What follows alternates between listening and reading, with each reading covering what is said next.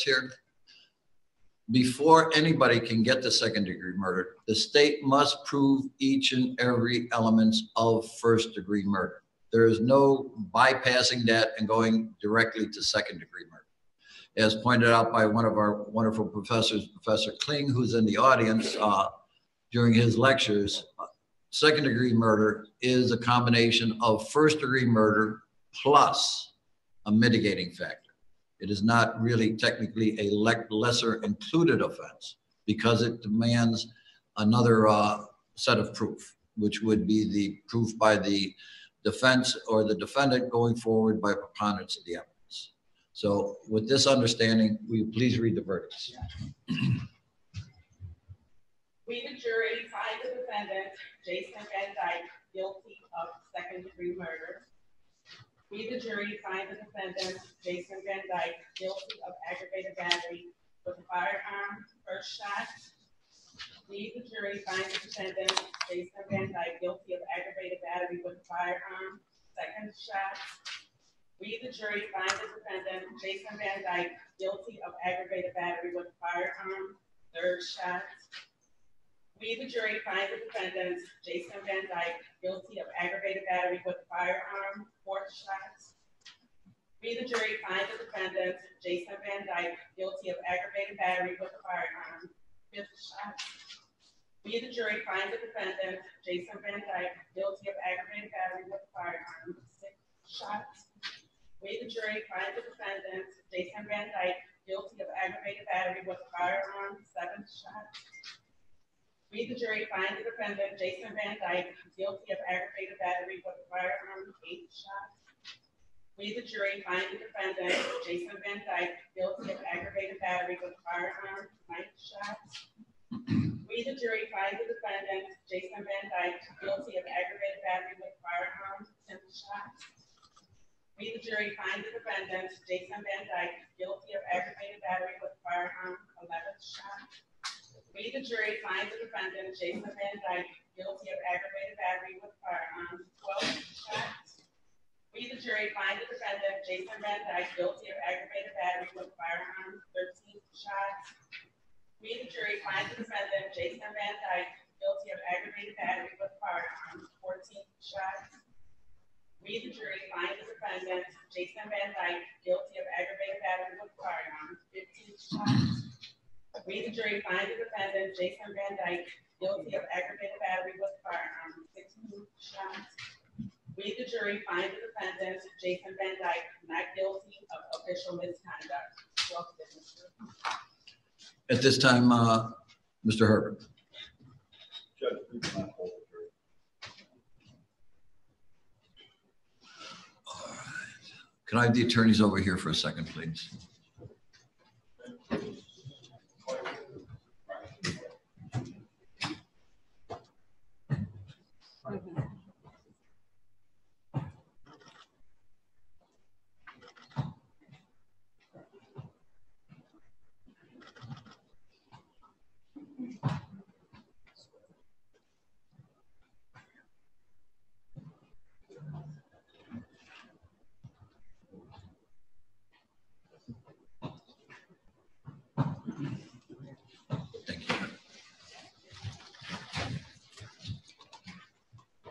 Mr. Herbert. Your Honor, this time we'd ask to hold the jury. Ladies and gentlemen, I know this is a new experience for you, but when anybody has been convicted of a criminal offense in the state of Illinois by a jury trial, the person that has been convicted has an absolute right to hold the jury. This was a remedy decided by our Illinois Supreme Court. And the purpose of this is in case somebody was forced to sign a jury verdict form in the jury room. And this gave that individual the opportunity to be in the public and say, no, this wasn't my verdict form. So it's an absolute right. So the question will be, was this then and is this now your verdict? Meaning, was that then in the jury room and is this now your verdict? So at this time, Tony? Yes. Juror 240, were those then and are these now your verdicts? Juror 241, were those then and are these now your verdicts? Yes. Juror 242, were those standing, are these now your verdicts? Yes. Juror 243, were those standing, are these now your verdicts? Yes. Juror 244, were those standing, are these now your verdicts? Yes. Juror 245, were those standing, are these now your verdicts? Yes. Juror 246, were those standing, are these now your verdicts? Yes. Juror 247, were those standing, are these now your verdicts? Yes. Juror 248, were those standing, are these now your verdicts? Yes. Juror 249, were those standing, are these now your verdicts? Yes. Juror 250, were those standing, are these now your verdicts? Yes. And juror 251, were those standing, are these now your verdicts? Yes. Thank you. Okay, John and Jessica, will you take our wonderful people of the jury and our 3 wonderful alternates back to the jury room, please? All rise for the jury.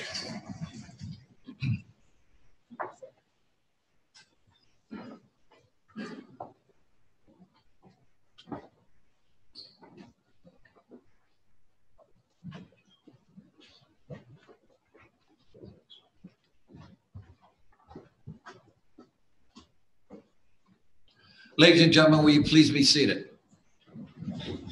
At this time, I'd like to express my appreciation for everybody who participated in this trial and also for the public that are here today. I know, depending on what side that you really favored, it wasn't easy for the, excuse me, for this verdict to come in. And I appreciate what your restraint that you used today. It makes me very proud to be a citizen of the city of Chicago and also the county of Cook. So thank you. At this time, state. Your Honor, at this time, the state would move to revoke defendant Jason Van Dyke's bond. Mr. Hurd. Judge, we would ask that the motion for the state to be denied. We would ask that in light of the fact that my client is not found guilty of first-degree murder, we would ask for a bond review. In the alternative, we would ask to come back next week for a bond.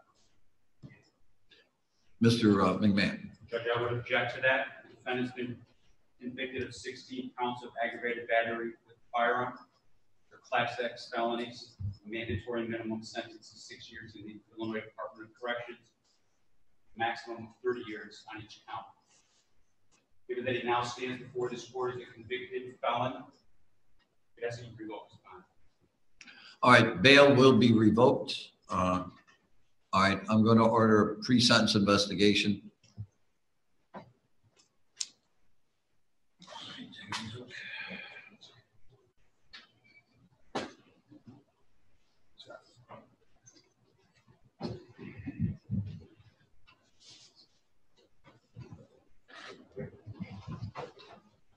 All right, order court October 31st, 2018. All right.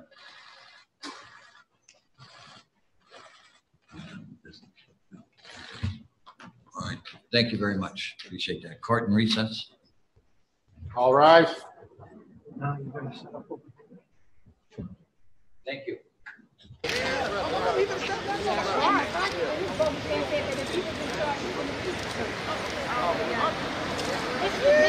Bond is revoked. He going to jail.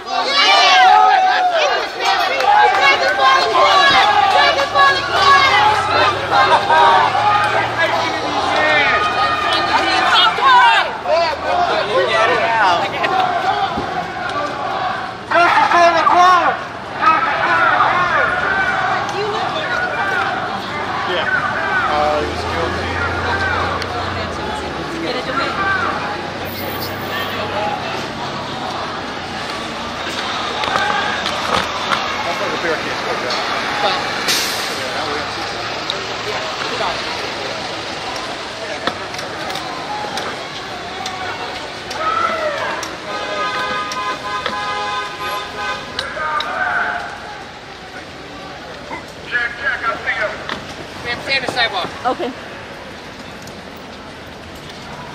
Bristle.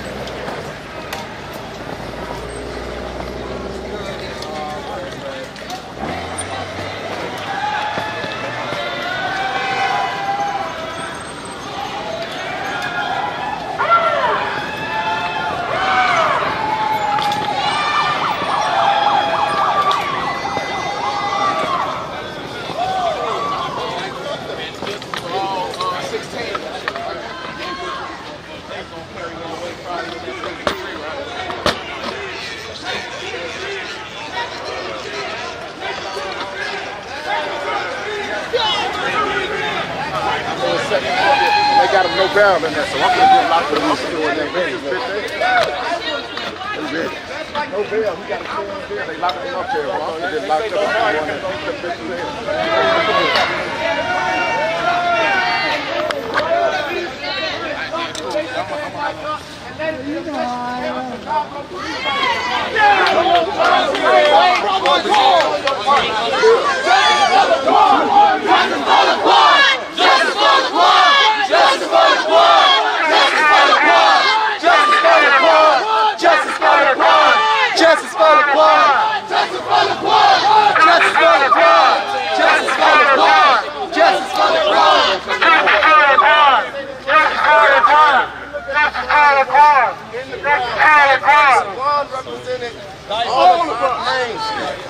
You represented having fun in the good. Today doesn't just feel like a victory for the blonde. It feels like a victory for Black Chicago. And we don't get that. Anita Alvarez is gone. Gary McCarthy is gone. Jason Van Dyke is gone. Hold on, wait. Ronald Daniel said he's not running again, but he needs to resign today.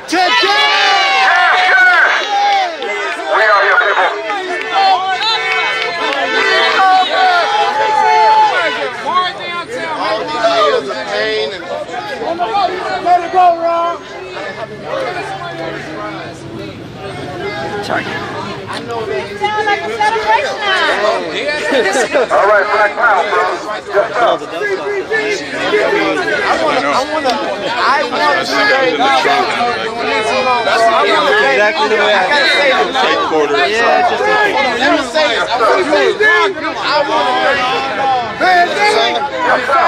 CPD! Van Dyke! CPD! Guilty of conspiracy! Van Dyke! CPD! Guilty of conspiracy! Van Dyke! CPD! Guilty of conspiracy. Van Dyke! CPD! Guilty of conspiracy! Van Dyke! Guilty. CPD! Guilty of conspiracy. Van Dyke! Guilty. CPD! Guilty of conspiracy. Van Dyke! Guilty. CPD! Guilty of conspiracy. Van Dyke! Guilty. CPD! Guilty of conspiracy. Van Dyke! Guilty. CPD! Guilty of conspiracy. Van Dyke! Guilty. CPD! Guilty of conspiracy. Van Dyke! Guilty. CPD! Guilty of conspiracy. Van Dyke! Guilty. CPD! Guilty of conspiracy. Van Dyke! Guilty. CPD! Guilty of conspiracy. Van Dyke! Guilty. CPD! Guilty of conspiracy. CPD! Guilty of conspiracy. CPD! Guilty of conspiracy. CPD! Guilty of conspiracy. CPD! Guilty of conspiracy. CPD! Guilty of conspiracy. CPD! Guilty of conspiracy. Van Dyke! Guilty. Van Dyke! Guilty. Van Dyke! Guilty. Van Dyke! Guilty. CPD! Guilty of conspiracy. CPD! Guilty of conspiracy. CPD! Guilty of conspiracy. Justice for Laquan, y'all! Justice for Laquan. Justice for them all! Justice for them all. Justice for Laquan! Justice for Laquan. Justice for them all! Justice for them all. Justice for Laquan! Justice for Laquan. Justice for them all! Over the top rhetoric and distortions of his record and testimony at his first hearing produced short-lived headlines which, although debunked hours later, continued to live on and be spread through social media. Interest groups have also spent an unprecedented amount of dark money opposing this nomination. Our Supreme Court confirmation process has been in steady decline for more than 30 years. One can only hope that the Kavanaugh nomination is where the process has finally hit rock bottom. Against this backdrop, it is up to each individual senator to decide what the Constitution's advice and consent duty means. Informed by Alexander Hamilton's Federalist 76, I have interpreted this to mean that the president has broad discretion to consider a nominee's philosophy, whereas my duty as a senator is to focus on the nominee's qualifications as long as that nominee's philosophy of judicial thought. I have always opposed litmus tests for judicial nominees with respect to their personal views or politics, but I fully expect them to be able to put aside any and all personal preferences in deciding the cases that come before them. I've never considered the president's identity or party when evaluating Supreme Court nominations. As a result, I voted in favor of Justices Roberts and Alito, who were nominated by President Bush, Justices Sotomayor and Kagan, who were nominated by President Obama, and Justice Gorsuch, who was nominated by President Trump. So I began my evaluation of Judge Kavanaugh's nomination by reviewing his 12-year record on the D.C. Circuit Court of Appeals, including his more than 300 opinions and his many speeches and law review articles. 19 attorneys, including lawyers from the nonpartisan Congressional Research Service, briefed me many times each week and assisted me in evaluating the judge's extensive record. I met with Judge Kavanaugh for more than 2 hours in my office. I listened carefully to the testimony at the committee hearings. I spoke with people who knew him personally, such as Condoleezza Rice and many others. And I talked with Judge Kavanaugh a second time by phone for another hour to ask him very specific additional questions. I also have met with thousands of my constituents, both advocates and many opponents, regarding Judge Kavanaugh. One concern that I frequently heard was that the judge would be likely to eliminate the Affordable Care Act's vital protections for people with pre-existing conditions. I disagree with this contention. In a dissent in Seven Sky v. Holder, Judge Kavanaugh rejected a challenge to the ACA on narrow procedural grounds, preserving the law in full. Many experts have said that his dissent informed Justice Roberts' opinion upholding the ACA at the Supreme Court. Furthermore, Judge Kavanaugh's approach toward the doctrine of severability is narrow. When a part of a statute is challenged on constitutional grounds, He has argued for severing the invalid clause as surgically as possible while allowing the overall law to remain intact. This was his approach in his dissent in a case that involved a challenge to the structure of the Consumer Financial Protection Bureau. In his dissent, Judge Kavanaugh argued for, quote, severing any problematic portions while leaving the remainder intact, end quote. Given the current challenges to the ACA, proponents, including myself, of protections for people with pre-existing conditions should want a justice who would take just this kind of approach. Another assertion that I've heard often is that Judge Kavanaugh cannot be trusted if a case involving alleged wrongdoing by the president were to come before the court. The basis for this argument seems to be twofold.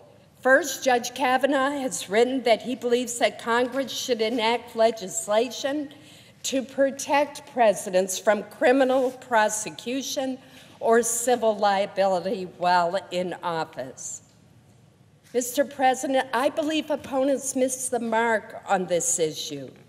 The fact that Judge Kavanaugh offered this legislative proposal suggests that he believes that the president does not have such protection currently.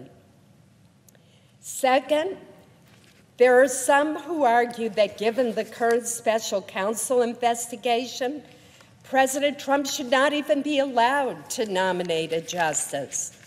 That argument ignores our recent history. President Clinton in 1993 nominated Justice Ginsburg after the Whitewater investigation was already underway, and she was confirmed 96-3.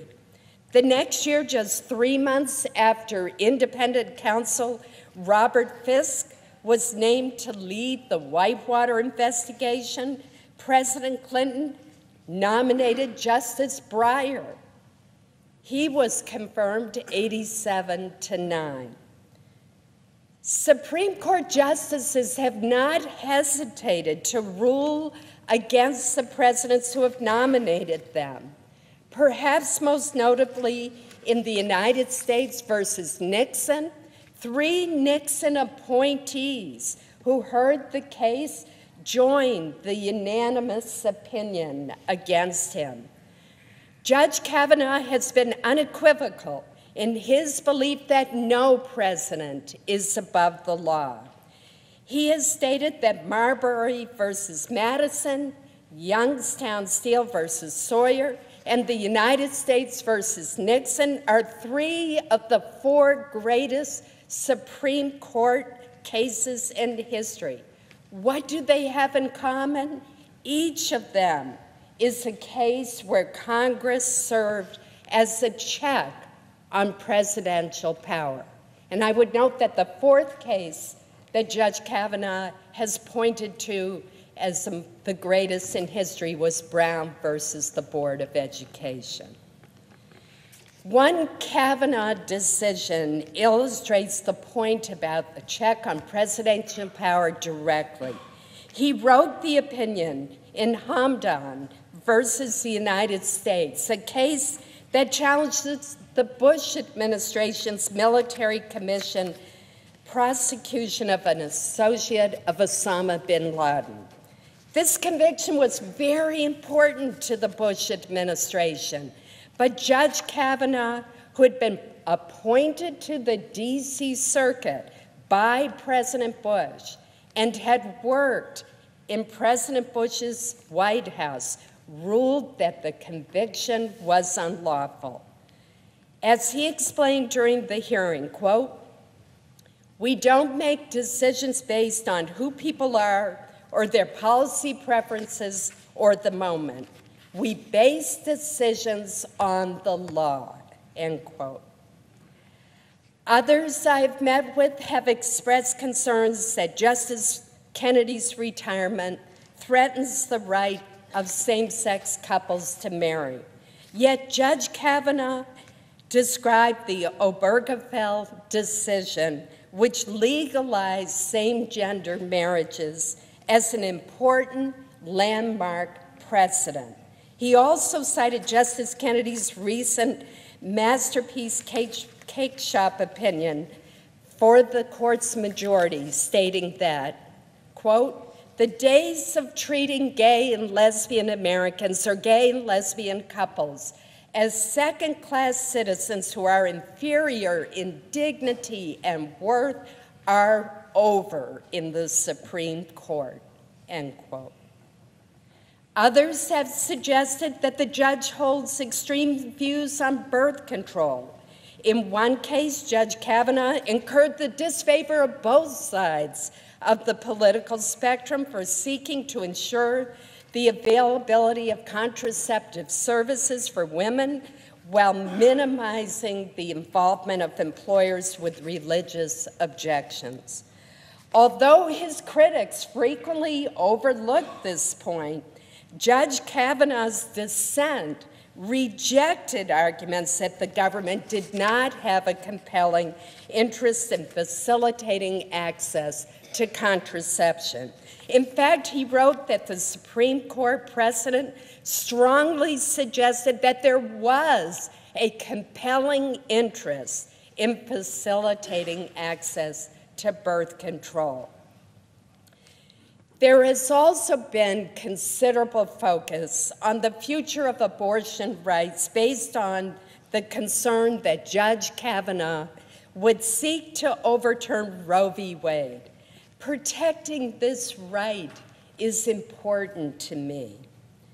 To my knowledge, Judge Kavanaugh is the first Supreme Court nominee to express the view that precedent is not merely a practice and tradition, but rooted in Article 3 of our Constitution itself. He believes that precedent is not just a judicial policy, it is constitutionally dictated to pay attention and pay heed to rules of precedent. In other words, precedent isn't a goal or an aspiration, it is a constitutional tenet that has to be followed except in the most extraordinary circumstances. The judge further explained that precedent provides stability, predictability, reliance, and fairness.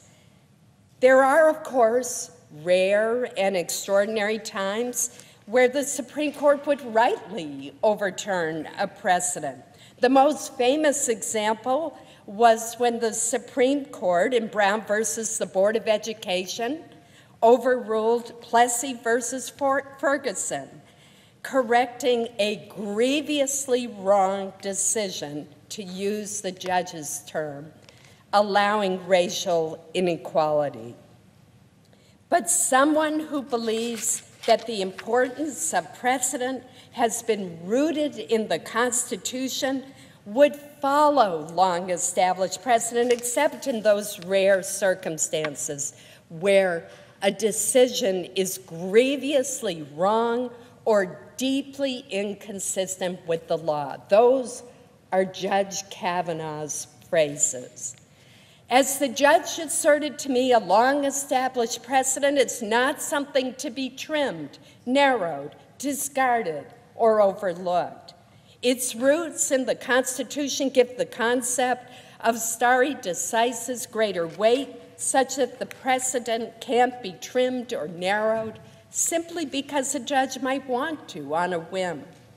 In short, his views on honoring precedent would preclude attempts to do by stealth that which one has committed not to do overtly.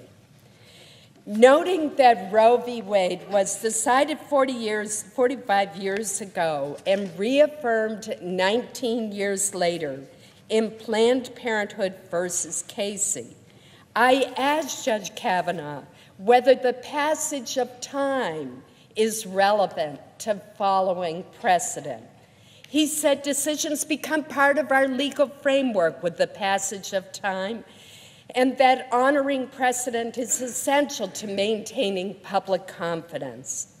Our discussion then turned to the right of privacy, on which the Supreme Court relied in Griswold versus Connecticut, a case that struck down a law banning the use and sale of contraceptions.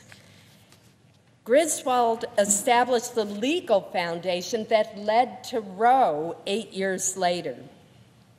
In describing Griswold as settled law, Judge Kavanaugh observed that it was the correct application of two famous cases from the 1920s, Meyer and Pierce, that are not seriously challenged by anyone today. Finally, in his testimony, he noted repeatedly that Roe had been upheld by Planned Parenthood versus Casey, describing it as precedent on precedent.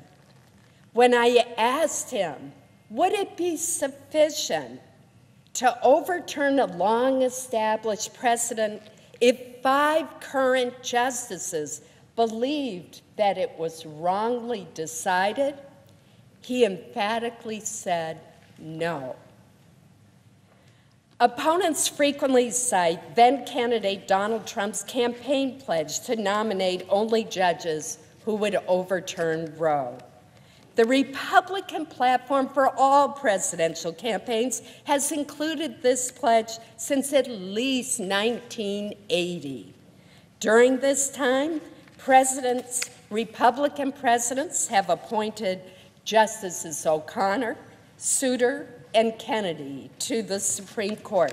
These are the very 3 justices, Republican president-appointed justices, who authored the Casey decision which reaffirmed Roe. Furthermore, pro-choice groups vigorously opposed each of these justices' nominations. Incredibly, they even circulated buttons with the slogan, "Stop Souter or women will die." Just 2 years later, Justice Souter co-authored the Casey opinion, reaffirming a woman's right to choose. Suffice it to say, prominent advocacy organizations have been wrong. These same interest groups have speculated that Judge Kavanaugh was selected to do the bidding of conservative ideologues despite his record of judicial independence. I asked the judge point blank whether he had made any commitments or pledges to anyone at the White House, to the Federalist Society, to any outside group on how he would decide cases. He unequivocally assured me that he had not.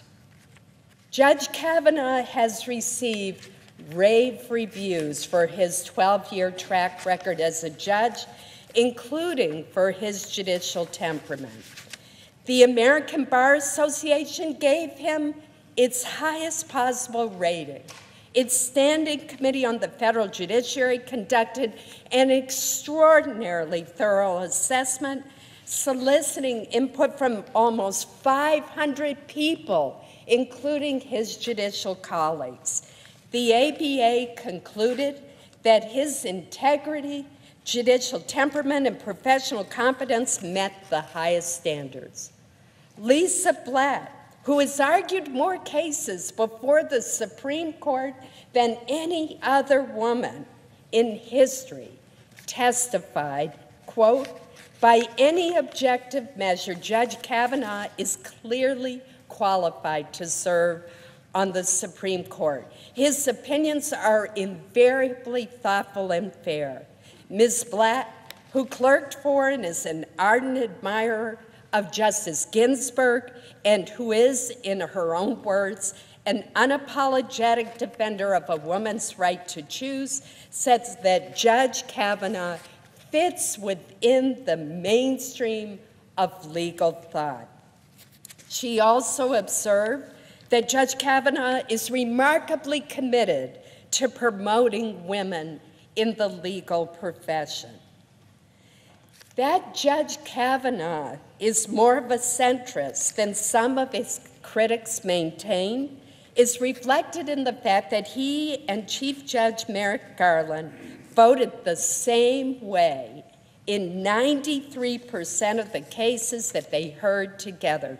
Indeed, Chief Judge Garland joined in more than 96% of the majority opinions authored by Judge Kavanaugh, dissenting only once.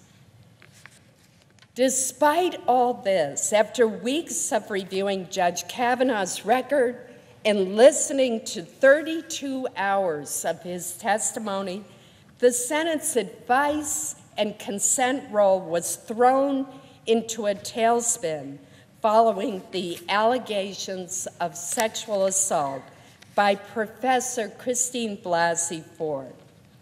The confirmation process now involves evaluating whether or not Judge Kavanaugh committed sexual assault and lied about it to the Judiciary Committee. Some argue that because this is a lifetime appointment to our highest court, the public interest requires that doubts be resolved against the nominee. Others see the public interest as embodied in our long-established tradition of affording to those accused of misconduct a presumption of innocence. In cases in which the facts are unclear, they would argue that the question should be resolved in favor of the nominee. Mr. President, I understand both viewpoints. This debate is complicated further by the fact that the Senate confirmation process is not a trial. But certain fundamental legal principles about due process, the presumption of innocence, and fairness do bear on my thinking, and I cannot abandon them. In evaluating any given claim of misconduct, we will be ill-served in the long run if we abandon the presumption of innocence and fairness, tempting though it may be. We must always remember that it is when passions are most inflamed that fairness is most in jeopardy. The presumption of innocence is relevant to the advice and consent function when an accusation departs from a nominee's otherwise exemplary record. I worry that departing from this presumption could lead to a lack of public faith in the judiciary and would be hugely damaging to the confirmation process moving forward. Some of the allegations levied against Judge Kavanaugh illustrate why the presumption of innocence is so important. I am thinking in particular not of the allegations raised by Professor Ford, but of the allegation that when he was a teenager, Judge Kavanaugh drugged multiple girls and used their weakened state to facilitate gang rape. This outlandish allegation was put forth without any credible supporting evidence and simply parroted public statements of others. That such an allegation can find its way into the Supreme Court confirmation process is a stark reminder about why the presumption of innocence is so ingrained in our American consciousness. Mr. President, I listened carefully to Christine Blasey Ford's testimony before the Judiciary Committee. I found her testimony to be sincere, painful, and compelling. I believe that she is a survivor of a sexual assault and that this trauma has upended her life. Nevertheless, the 4 witnesses she named could not corroborate any of the events of that evening gathering where she says the assault occurred. None of the individuals Professor Ford says were at the party has any recollection at all of that night. Judge Kavanaugh forcefully denied the allegations under penalty of perjury. Mark Judge denied under penalty of felony that he had witnessed an assault. P.J. Smith, another person allegedly at the party, denied that he was there under penalty of felony. Professor Ford's lifelong friend, Leland Kaiser, indicated that under penalty of felony, she does not remember that party.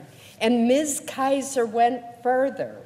She indicated that not only does she not remember a night like that, but also that she does not even know Brett Kavanaugh. In addition to the lack of corroborating evidence, we also learned some facts that raise more questions. For instance, since these allegations have become public, Professor Ford testified that not a single person has contacted her to say, I was at the party that night. Furthermore, the professor testified that although she does not remember how she got home that evening, she knew that because of the distance, she would have needed a ride. Yet not a single person has come forward to say that they were the one who drove her home or were in the car with her that night. And Professor Ford also indicated that even though she left that small gathering of 6 or so people abruptly and without saying goodbye and distraught, none of them called her the next day or ever to ask why she left. Is she okay? Not even her closest friend, Ms. Kaiser. Mr. President, the Constitution does not provide guidance on how we are supposed to evaluate these competing claims. It leaves that decision up to each senator. This is not a criminal trial, and I do not believe that the claims such as these need to be proved beyond a reasonable doubt. Nevertheless, fairness would dictate that the claims at least should meet a threshold of more likely than not as our standard. The facts presented do not mean that Professor Ford was not sexually assaulted that night or at some other time, but they do lead me to conclude that the allegations failed to meet the more likely than not standard. Therefore, I do not believe that these charges can fairly prevent Judge Kavanaugh from serving on the court. Let me emphasize that my approach to this question should not be misconstrued as suggesting that unwanted sexual contact of any nature is not a serious problem in this country. To the contrary, if any good at all has come from this ugly confirmation process, it has been to create an awareness that we have underestimated the pervasiveness of this terrible problem. I have been alarmed and disturbed, however, by some who have suggested that unless Judge Kavanaugh's nomination is rejected, the Senate is somehow condoning sexual assault. Nothing could be further from the truth. Every person, man or woman, who makes a charge of sexual assault deserves to be heard and treated with respect. The Me Too movement is real. It matters, it is needed, and it is long overdue. We know that rape and sexual assault are less likely to be reported to the police than other forms of assault. On average, an estimated 211,000 rapes and sexual assaults go unreported every year. We must listen to survivors, and every day we must seek to stop the criminal behavior that has hurt so many. We owe this to ourselves, our children, and generations to come. Since the hearing, I have listened to many survivors of sexual assault. Many were total strangers who told me their heart-wrenching stories for the first time in their lives. Some were friends that I had known for decades, yet with the exception of one woman who had confided in me years ago, I had no idea that they had been the victims of sexual attacks. I am grateful for their courage and their willingness to come forward, and I hope that in heightening public awareness, they have also lightened the burden that they have been quietly bearing for so many years. To them, I pledge to do all that I can to ensure that their daughters and granddaughters never share their experiences. Over the past few weeks, I have been emphatic that the Senate has an obligation to investigate and evaluate the serious allegations of sexual assault. I called for and supported the additional hearing to hear from both Professor Ford and Judge Kavanaugh. I also pushed for and supported the FBI's supplemental background investigation. This was the right thing to do. Christine Ford never sought the spotlight. She indicated that she was terrified to appear before the Senate Judiciary Committee, and she has shunned attention since then.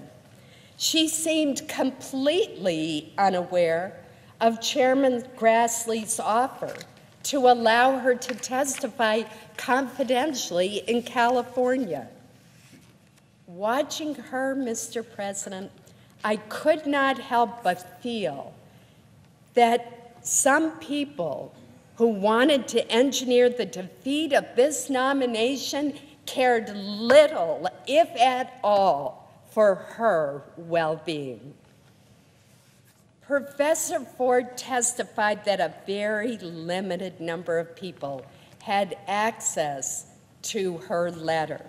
Yet that letter found its way into the public domain. She testified that she never gave permission for that very private letter to be released. And yet, here we are. We are in the middle of a fight that she never sought, arguing about claims that she wanted to raise confidentially. Now, one theory I've heard espoused repeatedly is that our colleague, Senator Feinstein, leaked Professor Ford's letter at the 11th hour to derail this process. I want to state this very clearly. I know Senator Dianne Feinstein extremely well. And I believe that she would never do that. I knew that to be the case before she even stated it at the hearing. She is a person of integrity, and I stand by her. I have also heard some argue that the chairman of the committee somehow treated Professor Ford unfairly. Nothing could be further from the truth. Chairman Grassley, along with his excellent staff, treated Professor Ford with compassion and respect throughout the entire process. And that is the way the senator from Iowa has conducted himself throughout a lifetime dedicated to public service. But the fact remains, Mr. President, someone leaked this letter against Professor Ford's express wishes. I suspect, regrettably, that we will never know for certain who did it. To that leaker, who I hope is listening now, let me say that what you did was unconscionable. You have taken a survivor who was not only entitled to your respect, but who also trusted you to protect her. And you have sacrificed her well-being in a misguided attempt to win whatever political crusade you think you are fighting. My only hope is that your callous act has turned this process into such a dysfunctional circus that it will cause the Senate, and indeed all Americans, to reconsider how we evaluate Supreme Court nominees. If that happens, then the appalling lack of compassion you afforded Professor Ford will at least have some unintended positive consequences. Mr. President, the politically charged atmosphere surrounding this nomination has reached a fever pitch even before these allegations were known, and it has been challenging, even then, to separate fact from fiction. We live in a time of such great disunity as the bitter fight over this nomination, both in the Senate and among the public, clearly demonstrates. It is not merely a case of differing groups having different opinions. It is a case of people bearing extreme ill will toward those who disagree with them. In our intense focus on our differences, we have forgotten the common values that bind us together as Americans. When some of our best minds are seeking to develop even more sophisticated algorithms designed to link us to websites that only reinforce and cater to our views, we can only expect our differences to intensify. This would have alarmed the drafters of our Constitution, who were acutely aware that different values and interests could prevent Americans from becoming and remaining a single people. Indeed, of the 6 objectives they invoked in the preamble to the Constitution, the one that they put first was the formation of a more perfect union.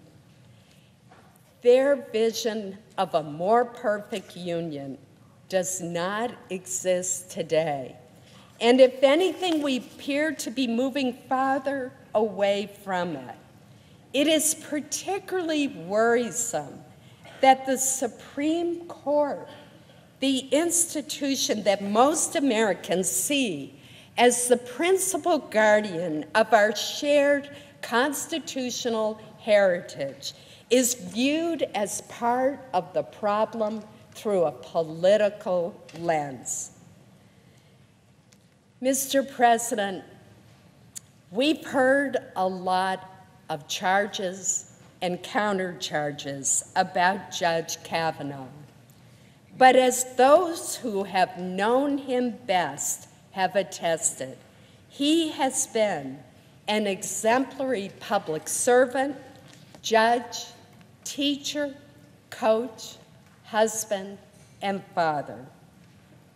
Despite the turbulent, bitter fights surrounding his nomination, my fervent hope is that Brett Kavanaugh will work to lessen the divisions in the Supreme Court so that we have far fewer 5-4 decisions, and so that public confidence in our judiciary and our highest court is restored. Mr. President, I will vote to confirm Judge Kavanaugh. Thank you, Mr. President. Mr. President. Mr. President.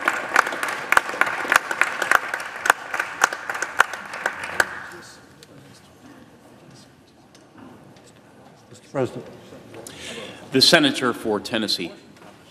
Mr. President, it is sometimes said that today's Senate does not measure up to Senates of previous years because we have no eloquent senators who make compelling speeches. I think Senator Collins has just disproved that today. Whether one agrees with her or not, she was eloquent. Her speech was compelling, and she has presented her case in the tradition of another senator from Maine who was serving here when I first came many years ago as a young Senate aide, Senator Margaret Chase Smith. It's that tradition of independence and of diligence that is so valuable and so important, especially in times of stress like this.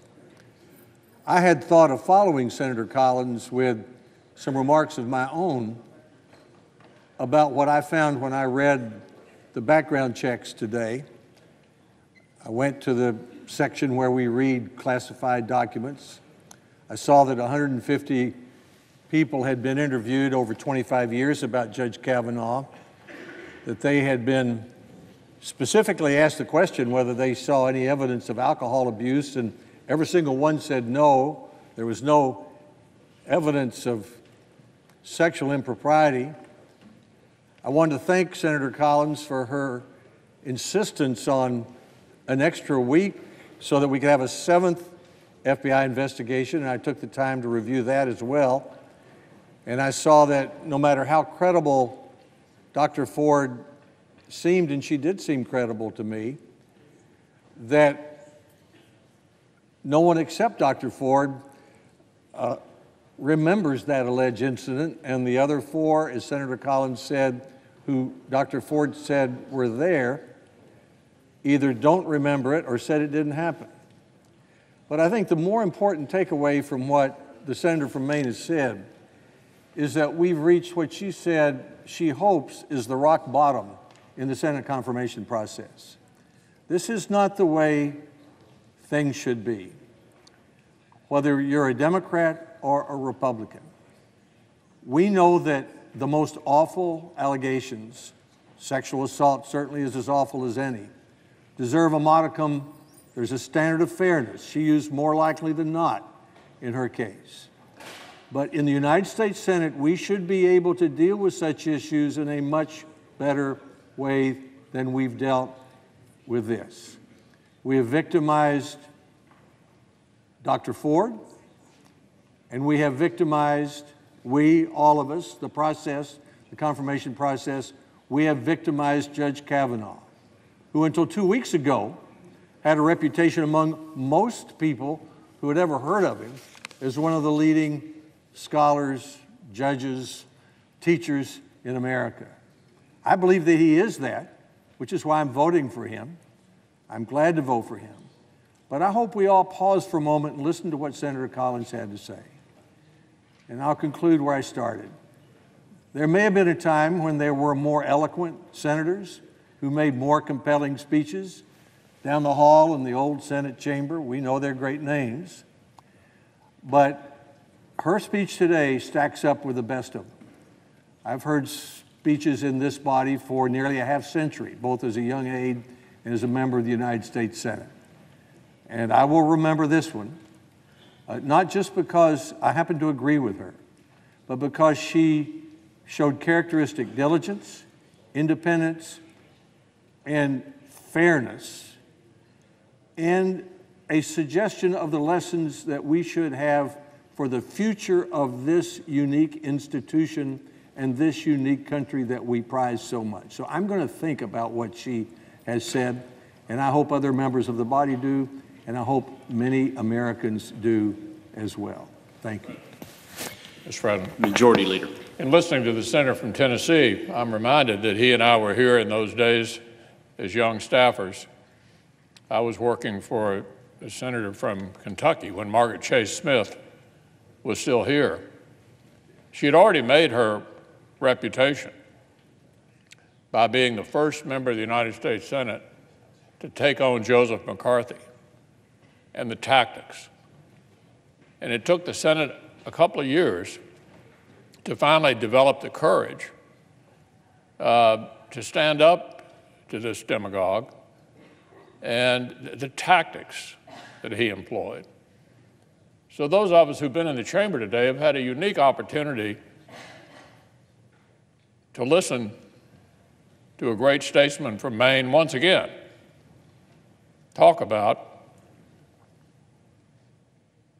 this institution, how it ought to treat matters like this.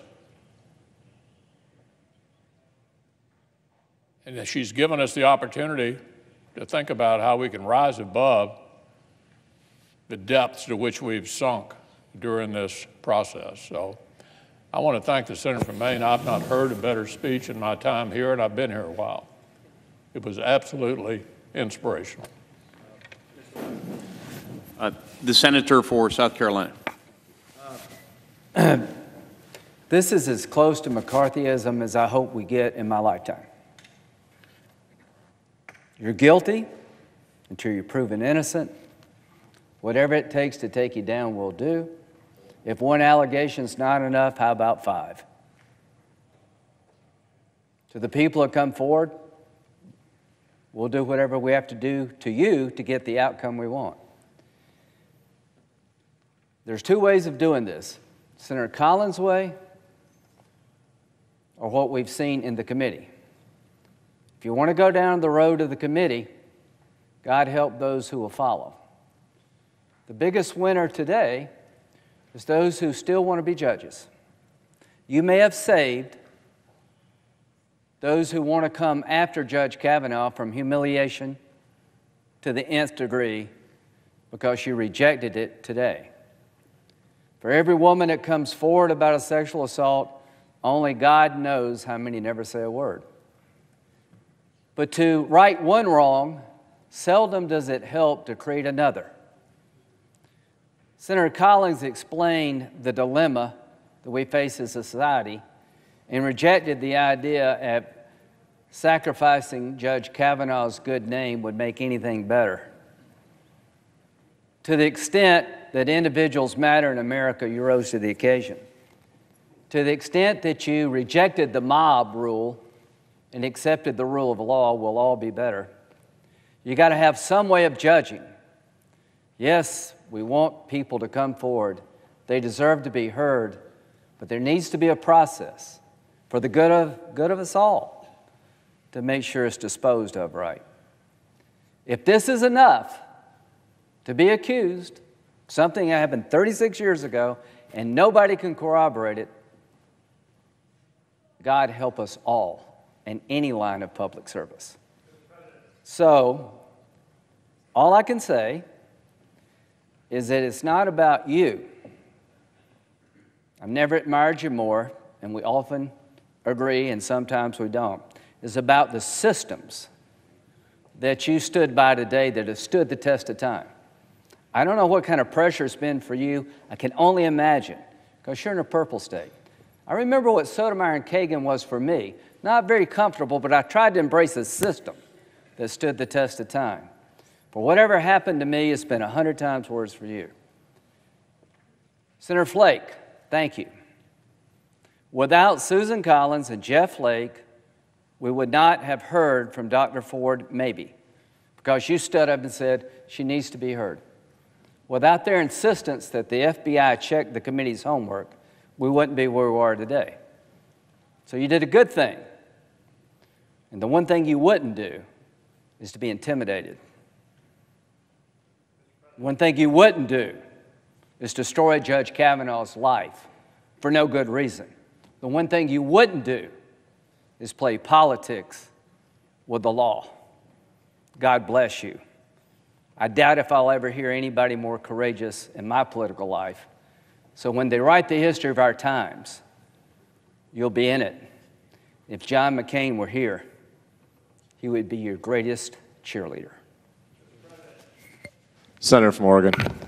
President, I wish my colleagues were here to share in this dialogue because there is such an absence of all the members sharing with each other their perspectives. And we have a world that is enhanced by a media world that lives in different universes that accentuates the differences between the parties. I think we are on a course that does deepen the differences across America.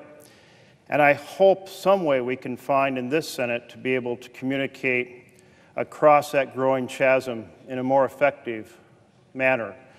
I have heard many of my colleagues speak to the issue of fairness on this floor. And I offer just a brief couple-sentence point for you to consider why not all of America shares a perspective that this has been fair. When Dr. Ford was invited to come to speak to the committee, she said she'd like to come, but she wanted some time, and she'd like to have corroborating individuals be able to appear before the committee. That was denied by the committee, and that bothered many people in this chamber a great deal. Even in 1991, Anita Hill was given that opportunity. And it was also very bothering to individuals that Dr. Ford put forward a list of 8 individuals that she'd asked the FBI to talk to be corroborating witnesses. And the FBI can only talk to those within the scoping document that comes from the White House, because at that moment, they're not doing a criminal investigation, they're doing a background investigation. And they have to follow the president's instructions. And those instructions, we are told, were not to talk to any of the corroborating witnesses, not those 8 that she put forward, and not the 20 that were put forward by Debbie Ramirez. So 28 individuals not brought before the committee and not talked to by the FBI. I hope we have lots of opportunity to share our perspectives across the aisle, to understand this as we struggle with the issue of fairness, because for many of us, fairness has not been achieved. And the bigger message is to these 2 women who came forward to share their journeys, to share their experiences, is that the U.S. Senate was unwilling to hear them out, unfortunately. Thank you.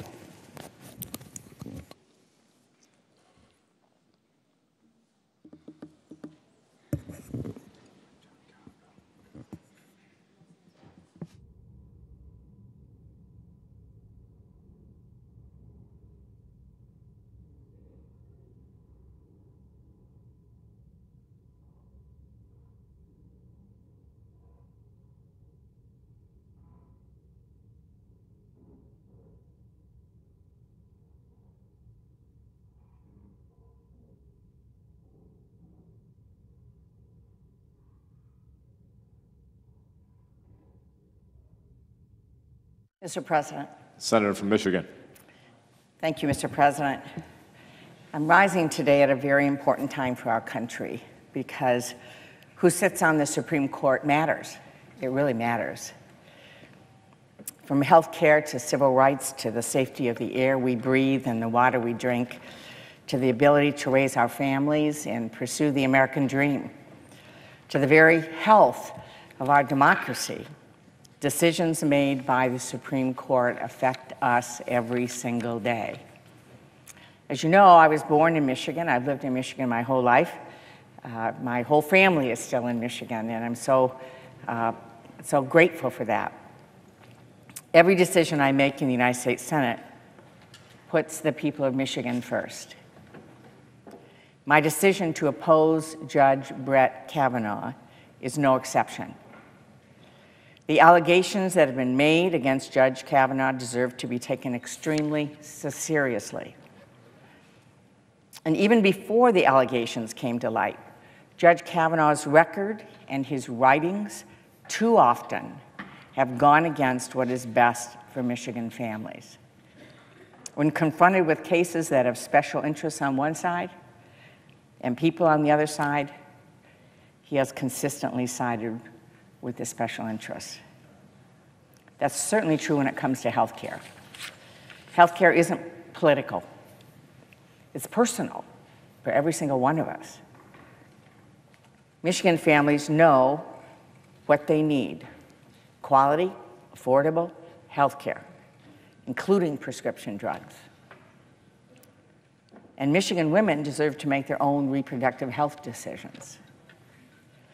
Right now, a court case is pending in which the Trump administration is refusing to defend the law that protects people with pre-existing conditions. People like Amy, a small business owner with chronic leukemia, and Louisa, a beautiful little girl born with half a heart.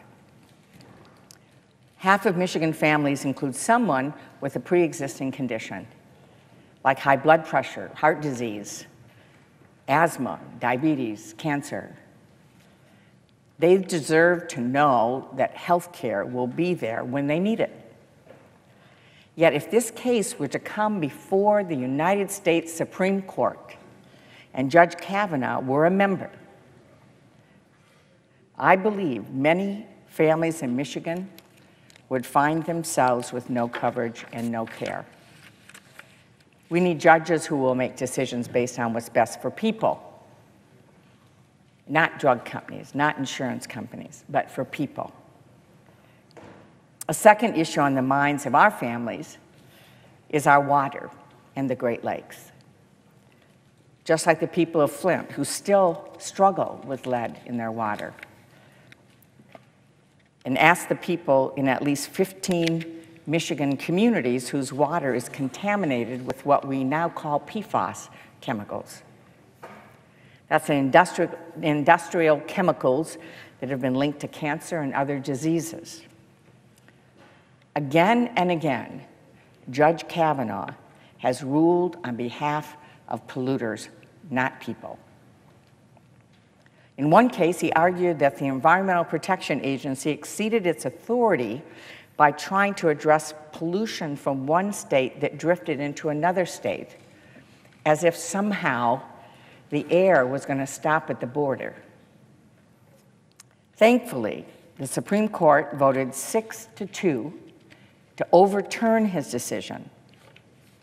What would happen to our air and water if he's one of the people that's deciding this, particularly if he were to be the tie vote?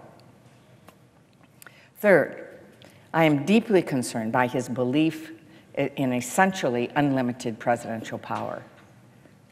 In 2016, when asked what single case he'd like to see overturned, Judge Kavanaugh said he would like to, quote, put the final nail, unquote, in a 3-decade-old Supreme Court decision that said independent counsels investigating the president are constitutional. Judge Kavanaugh has also written that if a president doesn't like a law, he can simply decide it's unconstitutional. He can simply refuse to enforce it. Now, that might be how things work in Russia and North Korea and Syria. It's not how things are supposed to work in America under our democracy with 3 separate branches of government. We need judges who will ensure that no one, not even the President of the United States, is above the law. Also, Judge Kavanaugh's views on what we now call dark money in our elections also concerns me greatly. In one 2011 case, Judge Kavanaugh ruled that foreign nationals could not campaign for or contribute money to candidates. Sounds good. Unfortunately, he then went on to say that foreign nationals can take part in issue advocacy, giving money for issue advocacy in American elections. In other words, Russians can contribute as much as they want to an issue group, which they can then spend on behalf of candidates. In this way, Judge Kavanaugh opened the door for unlimited dark money from foreign nationals, foreign entities in our American elections. Do we imagine he'd rule any differently from a seat on the United States Supreme Court? And finally, there are the very serious allegations made against Judge Kavanaugh and serious questions about how he's responded to them. In this country, we have due process. We want accusers to be heard and the accused to be able to defend themselves. That's why it's so important we heard from both Judge Kavanaugh and Dr. Christine Ford. I found Dr. Ford to be highly credible. Her testimony was heart-wrenching, and I believe Dr. Ford. Her story resonated with so many women because many of us have felt that same fear and heard that same laughter that she described. It takes an incredible amount of courage to speak up. And I know that women across the country are grateful to Dr. Ford for doing so. And I am grateful for the countless women who have called or written me with their stories of what has happened to them, oftentimes decades ago. I hope we're going to come to a point when all of this is over and use this as an opportunity to make sure that when something happens, women feel that they can report it immediately and will be taken seriously, and that we will have a due process system that works immediately to address these issues. I reviewed the FBI background file on Judge Kavanaugh. Unfortunately, I was very disappointed in the very limited scope. Did nothing to alleviate my concerns about the allegations, his truthfulness before the Senate Judiciary Committee, or his suitability to sit on the Supreme Court. Judge Kavanaugh's demeanor during the hearing was a shocking display of entitlement. No one is promised a Supreme Court seat or entitled. It's a job interview.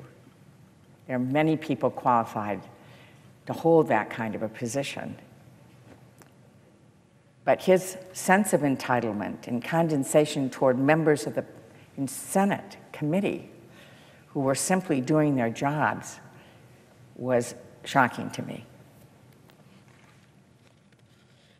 Again, no one is owed a seat on the United States Supreme Court.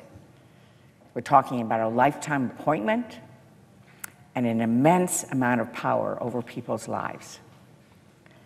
Someone once said this: the Supreme Court must never be viewed as a partisan institution. The justices on the Supreme Court do not sit on opposite sides of an aisle.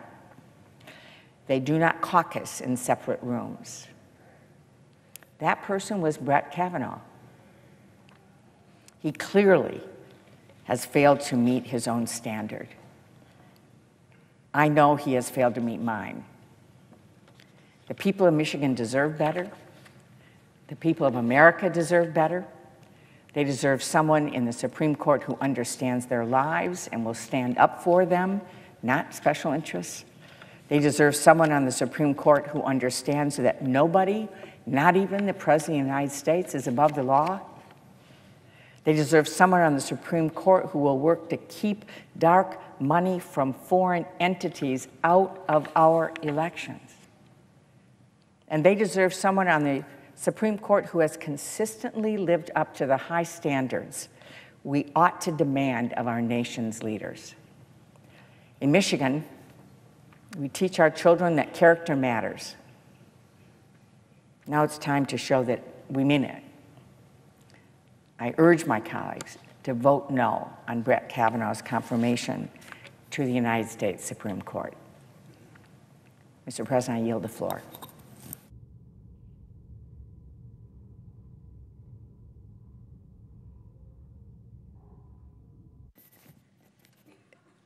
Mr. President, I'd just like to take a minute and get a different podium, please.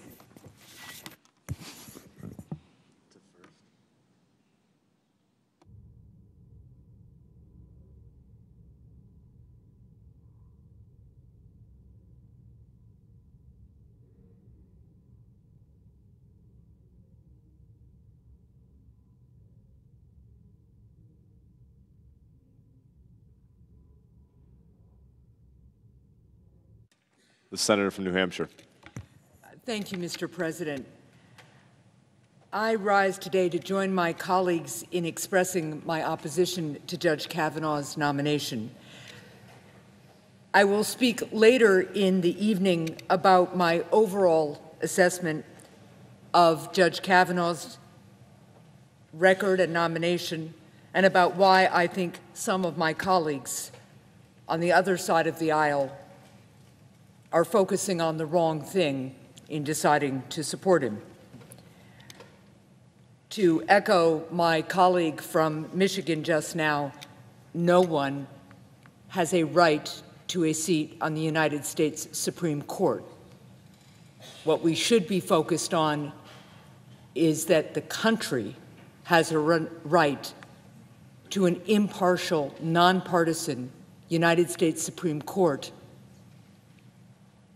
They have a right to justices whose character and fitness for the office is beyond reproach and beyond doubt. And despite everything I have heard from Judge Kavanaugh's supporters, I do not think they can make that case. Now, my purpose in speaking right now is to express my deep concerns with Judge Kavanaugh's record of ruling against access to health care. Mr. President, if confirmed, Judge Kavanaugh will be a deciding factor in the lives and livelihoods of millions of Americans. Yet time and again, he has demonstrated a commitment to a partisan agenda that would strip away care from some of our most vulnerable people. As recently as 2017, Judge Kavanaugh criticized Chief Justice Roberts' decision upholding the Affordable Care Act.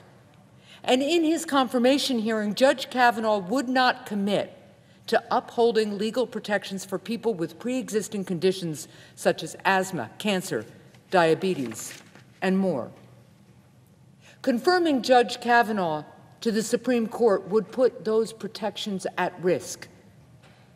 And I have heard from people across New Hampshire who are concerned about what will happen to them if they are denied coverage because of their pre-existing condition. People like Kristen from Derry, New Hampshire. Kristen relies on medications that cost more than $1,200 every month to stay healthy. But if she lost her insurance because of her pre-existing condition, she would not be able to afford that medication. Kristen said, and this is a quote, I wouldn't be able to breathe correctly. My COPD would worsen. My current standard of living, working full-time as a social worker, a runner, active with my children, would quickly come to an end. Mr. President, that is what is at stake with this vote. Republican attorneys general, backed by the Trump administration, are suing to eliminate protections for pre-existing conditions. This case will soon be in front of the Supreme Court, and the next Supreme Court justice could very well be the deciding vote in that decision. We need a justice who would rise above partisanship, someone who will act impartially and rule on behalf of what is right for the American people. It is evident that Judge Kavanaugh is not that person. And there is no reason to believe that he would be an impartial arbiter when it comes to issues related to health care. Throughout this confirmation process, Judge Kavanaugh has revealed himself to be staunchly partisan, and never was that more clear than during his hearing on the allegations raised by Dr. Christine Blasey Ford. During that hearing, he called those credible allegations against him, and this is a quote, "revenge on behalf of the Clintons," and seemed to threaten his political enemies by saying, quote, "what goes around comes around." There is ample reason to believe that Judge Kavanaugh would be an ally on the Supreme Court for the Trump administration and Republicans in Congress who are seeking to undermine our health care system, and for the health and well-being of Granite Staters and all Americans. I cannot support his nomination. Thank you, Mr. President. I yield the floor.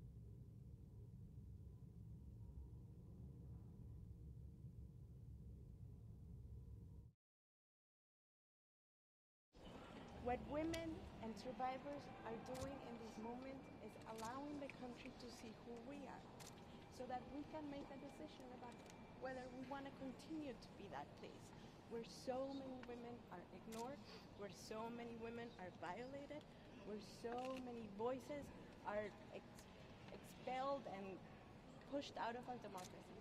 That's who we are right now, and what we did with this fight was force a question in this country about whether this is who we want to be. And I think we know that this is not who we want to be. And this nomination does not stop that. What we have been able to do in this moment is show the country that politics can and should be centered on the stories of our lived experiences. And that our lived experiences are never one. They are unique to us, and they are collective and shared by all of us. And so that is true for every single one of us that has survived sexual violence. It is true for every single person who's fighting for healthcare. It is true for every single worker who's getting abused at the job. It is a personal experience that is collective in nature. And that's why the solution to all of it is collective power, people power. And we will continue to build people power. That is the only way we build the country that we want all of us to live in every day, and the children that we have to live in every day. I do believe that we will win. Yeah. I do believe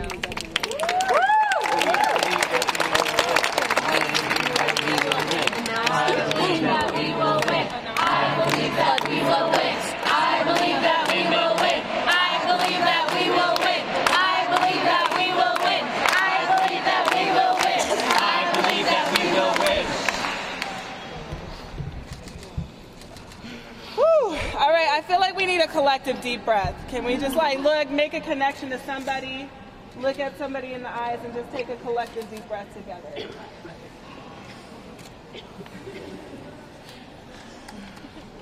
I know that our tears, our emotions, they're the most authentic way that we can show how deeply we love and care about this country and about our democracy. And so I am so grateful that so many of you are sharing your truth with us just right now in this moment. At the same time, I cannot find it in myself to be disappointed or sad in what has happened, because we have changed the course of history. Forever, this nominee that they wanted to rush through under a cloud of secrecy, full knowing the allegations against him, yet trying to hide that from everyone in this country, for the tenure of his time if he makes it to this court, he will have to live, the country will have to live with those truths on full display. And Anna Maria said, we've been here before. One time we won in healthcare. And another time we put them all the way to the mat. We took them all the way to the end. And against the will of the American people, they passed the tax bill. But they can't run on that tax bill. They can't talk about it in our communities. It's so unpopular that they have to run away from it. And that is the exact same thing they're going to have to do with this nomination. Your stories are not in vain. Your action is not in vain. But now is a time that we turn our sacred rage, that fury that is so deep in our bellies that it's hard to control, into collective action that builds power and transforms this nation. Yeah. We start that not in November, not next month or next week. We start that tomorrow. So if you are in D.C. or you can get to D.C. or you can stay here in D.C., tomorrow we are going to flood the Capitol. We are going to channel the West Virginia teacher strikes and the Oklahoma teacher strikes. We are going to channel the folks who turned out for the Women's March over and over again all across this globe. We are going to channel the brave folks, the workers and the unions who stood up against the attacks on our ability to collectively bargain together. We are going to flood this Capitol tomorrow at 9 a.m. Are you with me? Yes. And let us remember one thing. At 9 a.m., right here in Hart, at 9 a.m., come join us. But let's remember, they will be open, and we will be here. And let's remember one thing, right? They say there's darkness, but let's think about the light. Because one thing we know is that there is $2 million sitting in a bank account right now to get rid of folks who don't stand with survivors, to get rid of Susan Collins, who did not stand with her constituents. That number will go higher, I'm sure, and in fact, donate right now. It already crashed the website. So CrowdPack crashed because so many people tried to donate. So now you got to go to ActBlue, but you can still do it. That's awesome. That is true. That is true. You got to go to ActBlue or just follow Adi Barkan. Look, I'm going to end here.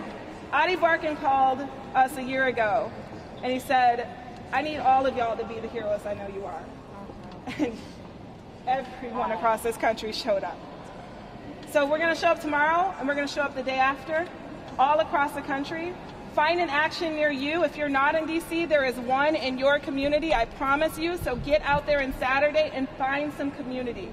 Because together, as a community of action, we are going to transform our country in November and beyond.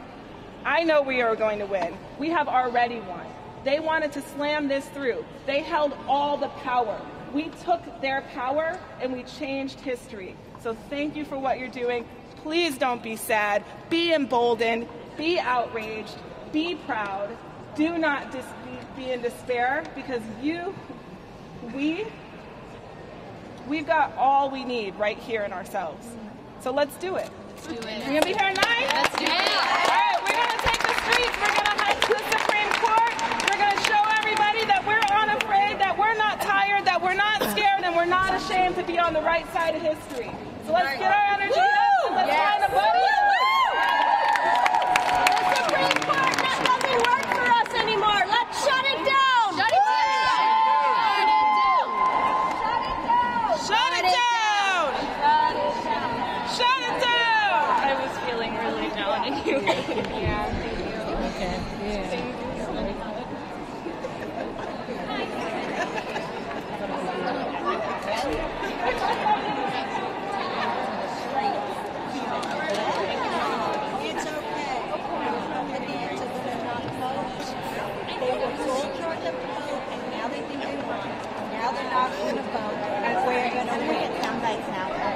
Yeah, I feel like women didn't have the pretty sure I'm the only one here. Yeah. Over and over again. Imagine doing that. Of course, Hey, it's good to see you again. Yes, absolutely. Okay, so I know we had spoken before, but if you could just give me your name again and where you're from. Okay. I'm Emily Thompson. I'm from the Richmond, Virginia area. It's a little noisy. If you want to go into a hallway or anything, that's fine with me.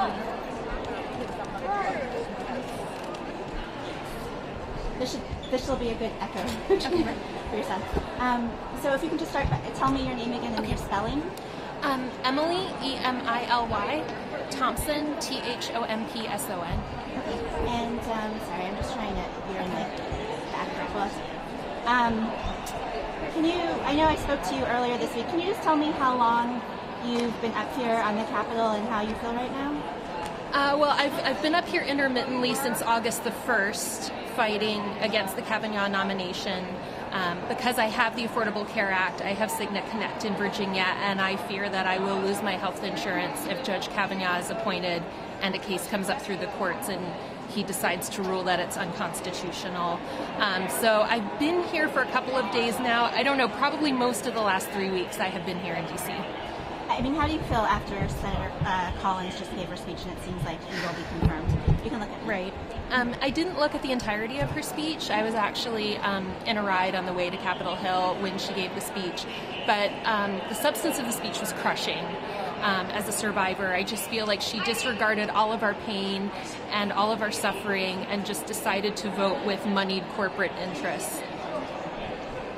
It's emotional for you, right? How do you feel? Is it personally? I think I'm still in shock. I think I still don't want to believe that it's true, but you know, so many of my sister survivors were crying just now in Heart Atrium, and there were a lot of hugs going around. Thank goodness for the protest group, because luckily we're able to provide each other with emotional support. Okay. All right. Thank you. Nice seeing you again.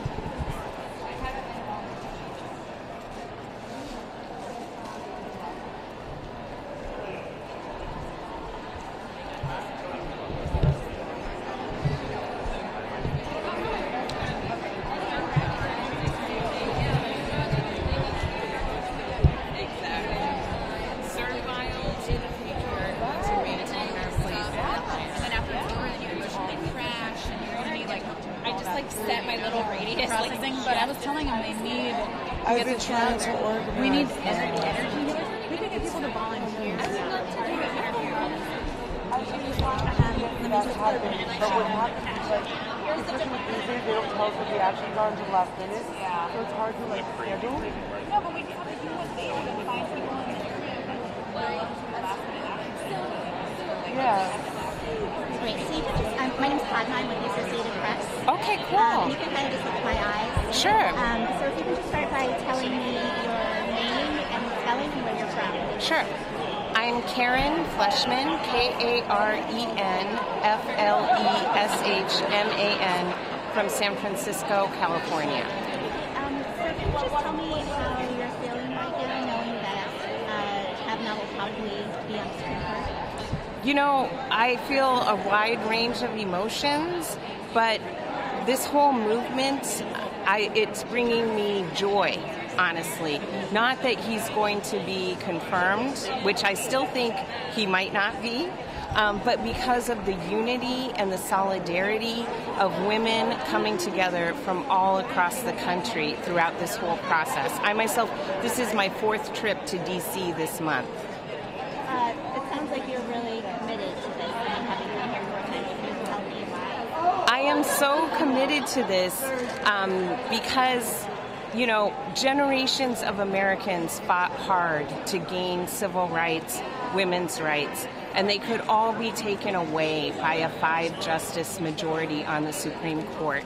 And what I've been trying to educate people is that as a Generation X professional woman, it wouldn't have that much of an impact on me, but it will have a huge impact on my children and all young people in our society. And I'll tell you, a huge victory has been how young people have started to pay attention. When we were here for the confirmation hearings, we slept outside overnight, and that morning there was hardly any young people in the line, and I felt really sad that they weren't paying attention. We were here for the suit when Dr. Ford and Judge Kavanaugh gave their testimony last week, and we were the 40th and 41st person in line, and more young people kept coming, more and more. And I feel like this whole process has really awoken an entire generation of Americans to the true nature of the Republican Party. So do you feel defeated right now? I don't feel defeated, and I'll tell you why. Because even if we lose, we win. This has always been my experience in organizing.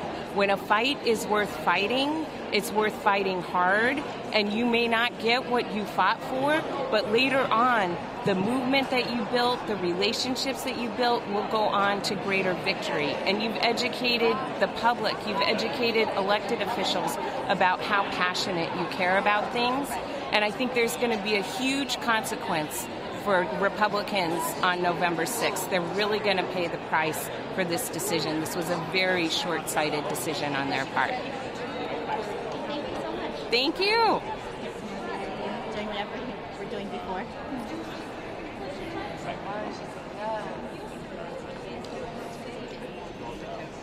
Thank you. I should look serious.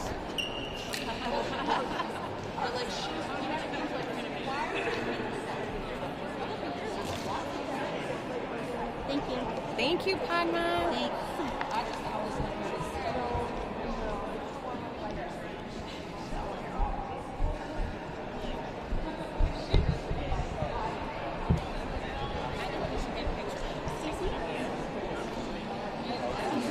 Hi, my name is Padma. I'm with the Associated Press. really quickly introduce? Oh, sure. Yeah, we love Padma. Yeah, she's been with us. Okay, do you just want me to say my name or what?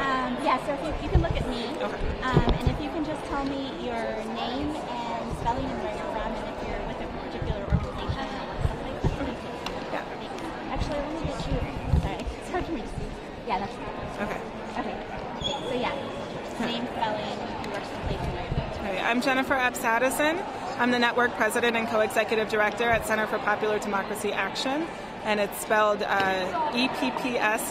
That's your last name? Yes. And your first name is regular spelling? Jennifer, yeah, JENNIFER. Okay, great. So how are you feeling right now? I was sharing with folks who were crying and holding on to each other and hugging and giving love to each other that I can't find it in me to feel disappointed or sad, because I'm so inspired and so moved by the millions of people who have taken action on this nomination.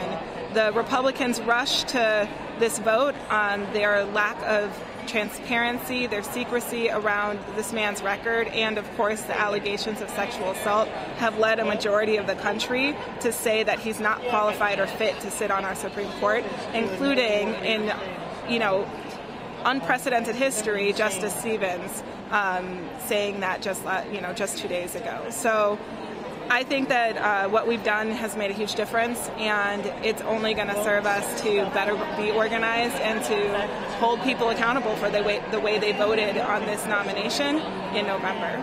Were you disappointed, though, that Senator Flake and Collins and James didn't join?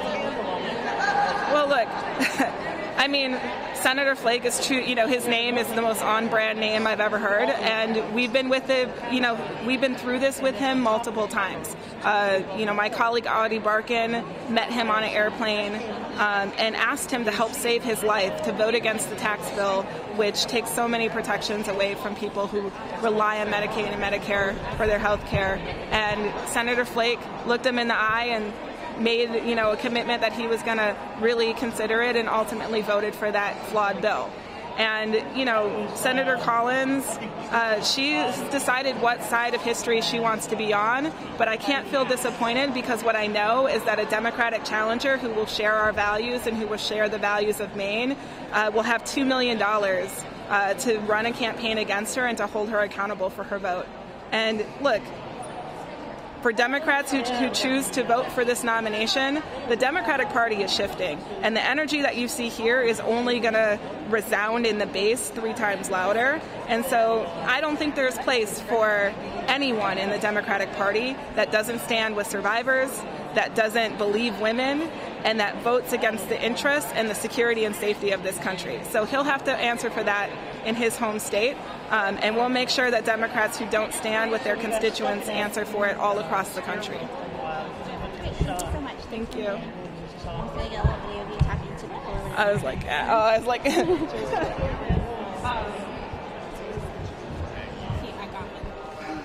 all right, so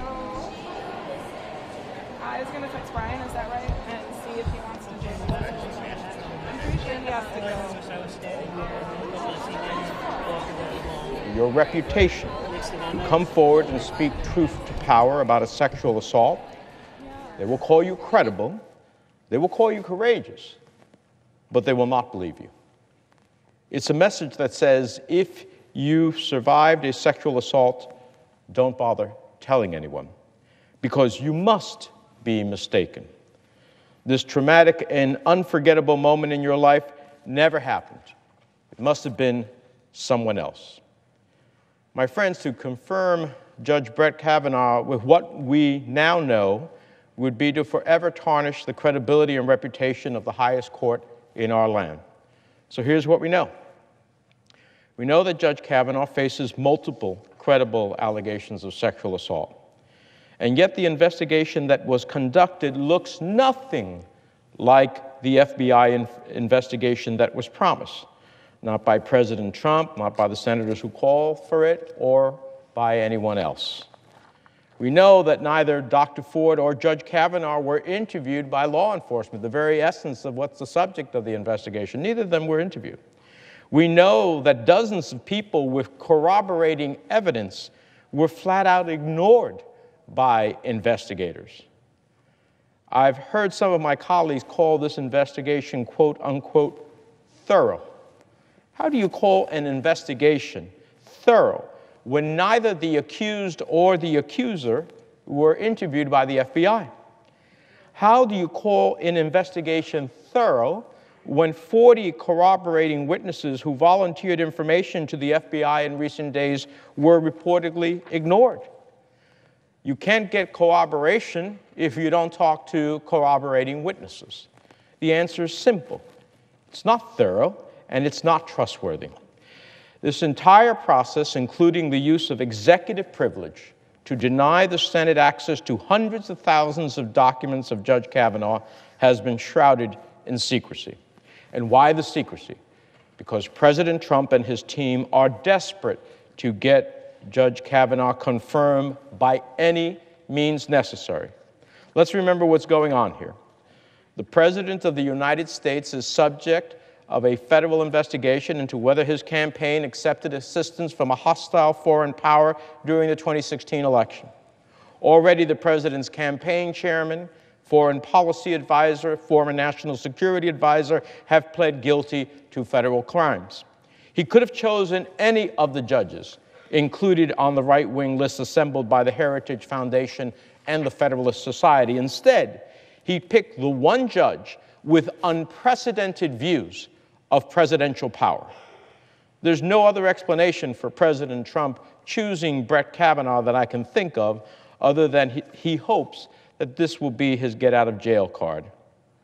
The last few weeks have been a flurry of breaking news alerts and breathless gossiping in the halls. I'm thankful for Dr. Ford's courage and candor. She spoke her truth and has inspired countless others to break their silence. I believe her. I believe survivors. New Jersey is home to 1.8 million survivors. That's 1.8 million reasons to oppose Brett Kavanaugh. According to the Bureau of Justice Statistics, less than a quarter of sexual assault victims reported those incidents to police in 2016. And after this past week, it's all too easy to see why. Leader McConnell has called the allegations of Dr. Ford, quote, unsubstantiated smears. What an insulting statement. When will we as a society begin to believe women, to trust women? It can't come soon enough. I was in the midst of my first campaign for Congress when Anita Hill's allegations of sexual assault against Judge Clarence Thomas were investigated but ultimately disregarded by the Senate. I'm proud to have been elected to the House in 1992, the so-called Year of the Woman. Across the Capitol, a record 4 women were elected to the Senate. My colleague, Senator Patty Murray, decided to run after watching what happened to Anita Hill. And she's still here, fighting for survivors, and I'm proud to have her as my colleague. We look back at the Clarence Thomas hearings as a moment that failed America and failed all survivors of sexual assault. And yet here we are in 2018, and it appears as though we've made little progress. After Dr. Ford's testimony, my Republican colleagues and even conservative pundits praised her credibility. It only took Judge Kavanaugh's outrageous performance, a performance we now know was misleading at best and untruthful at worst, for these same Republicans to cast her aside. The message they've sent to survivors who are brave enough to come forward is clear. We will listen to you, but we will not believe you, and we will not trust you. Despite having the cards stacked against her, I was shaken to the core by Dr. Christine Blasey Ford's words last week. She answered every question with bravery, with candor, with humility. Meanwhile, Judge Kavanaugh was evasive, belligerent, and according to many of his acquaintances, repeatedly untruthful. What my Republican colleagues can't seem to grasp is that you can be at the top of your wealthy prep school class and still abuse women. You can be a Yale Law School graduate and still abuse women. Unfortunately, you can even be the President of the United States and still abuse women. Furthermore, Judge Kavanaugh's partisan outburst was downright disturbing for a potential Supreme Court justice. How many norms did Judge Kavanaugh shatter in that hearing room? It's one thing to be emotional. It's another to call the allegations of Dr. Ford or Deborah Ramirez and others a coordinated left-wing conspiracy, an act of political retribution for the Clintons. He said the questions posed by Democratic senators during his confirmation hearing were, quote, an embarrassment, and called the process a circus. This coming from a man who pressed Ken Starr to ask President Clinton sexually explicit questions. And we all know the circus that the Starr investigation turned out to be. But I guess the same standards don't apply to Brett Kavanaugh. If you're Brett Kavanaugh, you can lie under oath about things big and small and never face the consequences. At the end of the day, Judge Kavanaugh's hysterical political rant confirmed what many of us already knew about this man. He's a political operative cloaked in judicial robes. As Kavanaugh said himself, quote, what goes around comes around. Does this sound like the words of an impartial, independent judge? Never before in my life have I seen a nominee, let alone a Supreme Court nominee, behave as though he was entitled to this lifetime appointment. He's not. It's the American people who are entitled to justice, to a justice who tells the truth, who conducts himself in a dignified manner, a justice who doesn't face credible accusations of sexual assault. The Supreme Court deserves better than Brett Kavanaugh, and so do the American people. And more than 1,000 legal scholars and counting agree, coming out against Kavanaugh's nomination because his partisan and venomous rhetoric has no place on the Supreme Court. This process has further poisoned the confirmation process. It was Senate Republicans who orchestrated the theft of a Supreme Court seat with more than 9 months left in President Obama's term. Apparently, being nominated by President Obama is more disqualifying than being accused by multiple women of sexual assault. It's clear my colleagues will stop at nothing to tip the scales of justice against women, consumers, and patients for generations to come. And for women, the stakes couldn't be higher. President Trump promised to only nominate judges who would overturn Roe versus Wade.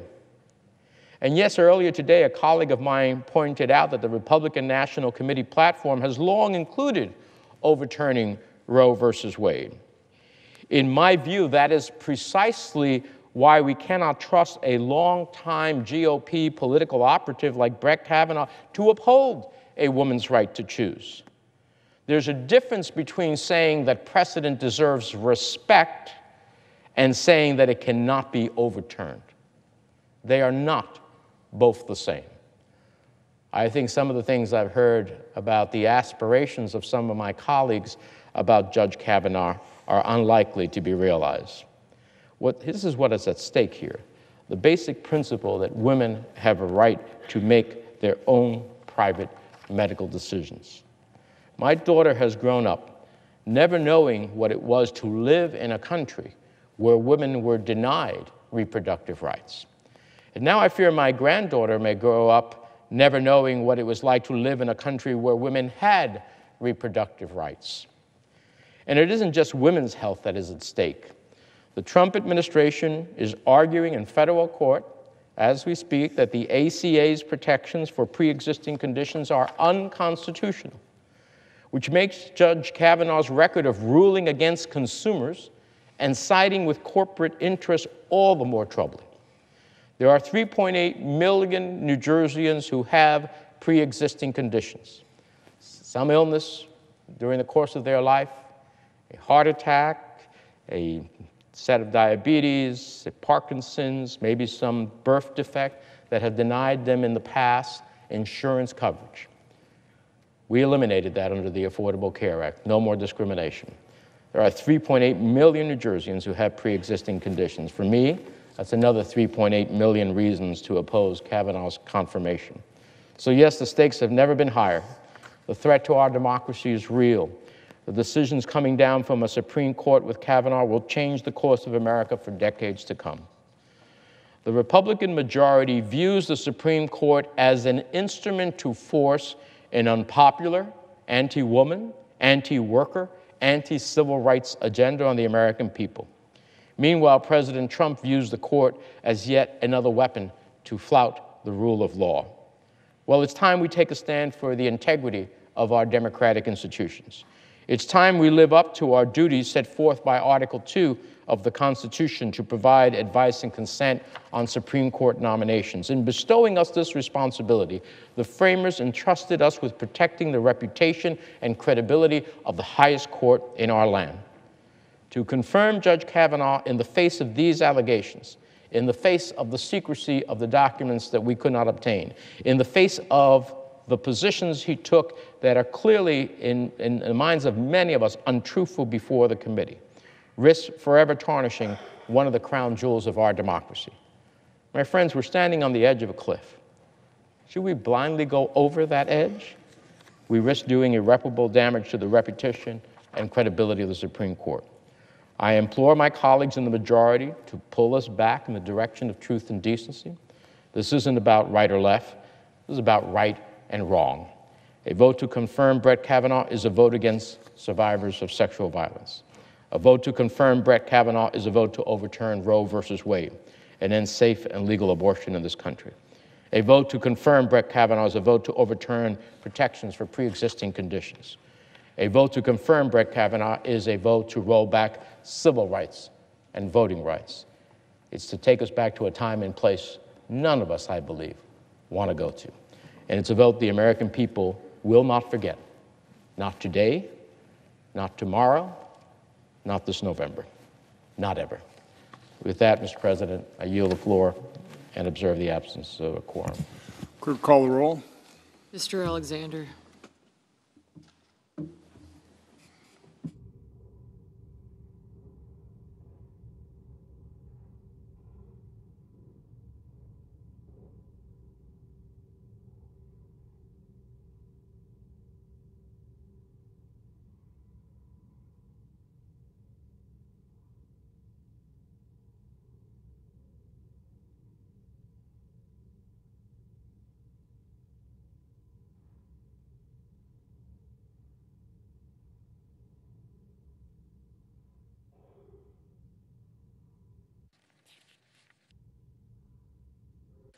Senator from Utah. Mr. President, I ask unanimous consent to suspend the quorum call. Without objection. Mr. President, I ask unanimous consent to grant floor privileges to Sean Pugh, Mark Marie, and Jared Kelson for the duration of this Congress.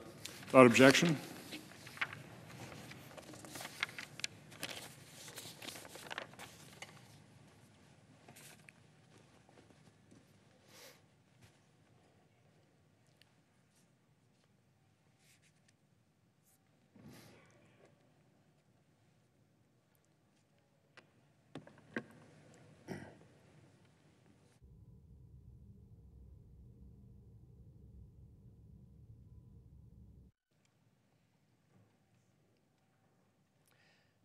Mr. President.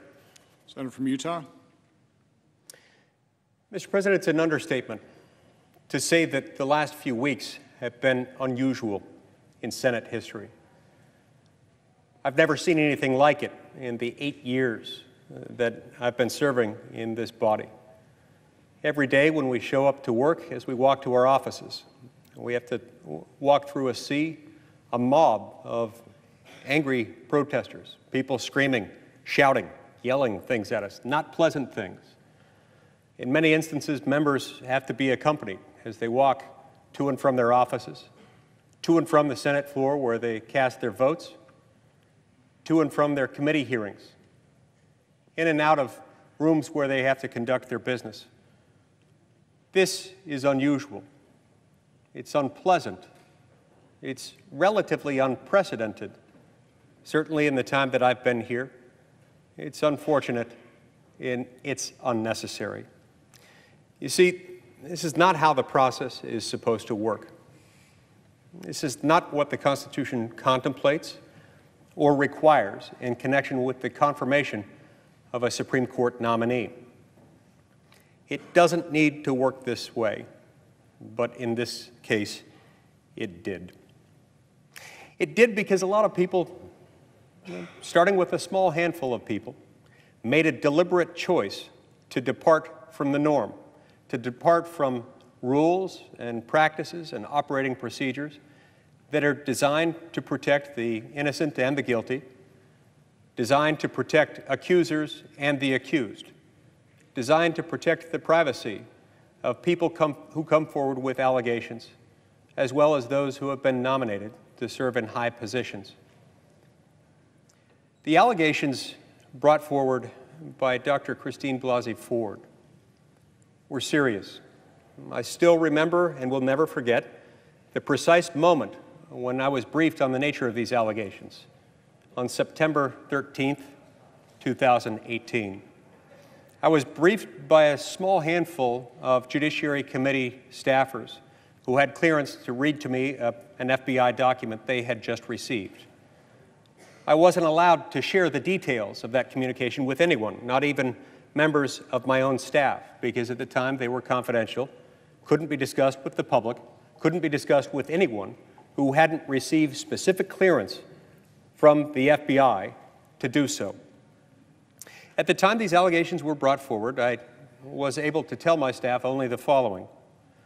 The allegations raised by this individual, I didn't know her name at the time, are serious. They're serious to the point that I will not support this nominee. I cannot and will not vote to confirm this nominee if these allegations are true. But the allegations are of such a nature that they can be looked into.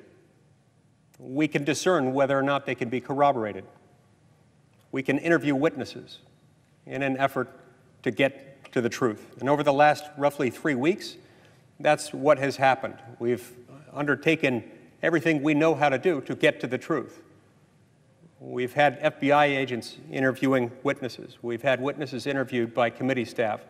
We ourselves have interviewed Dr. Ford and Judge Kavanaugh.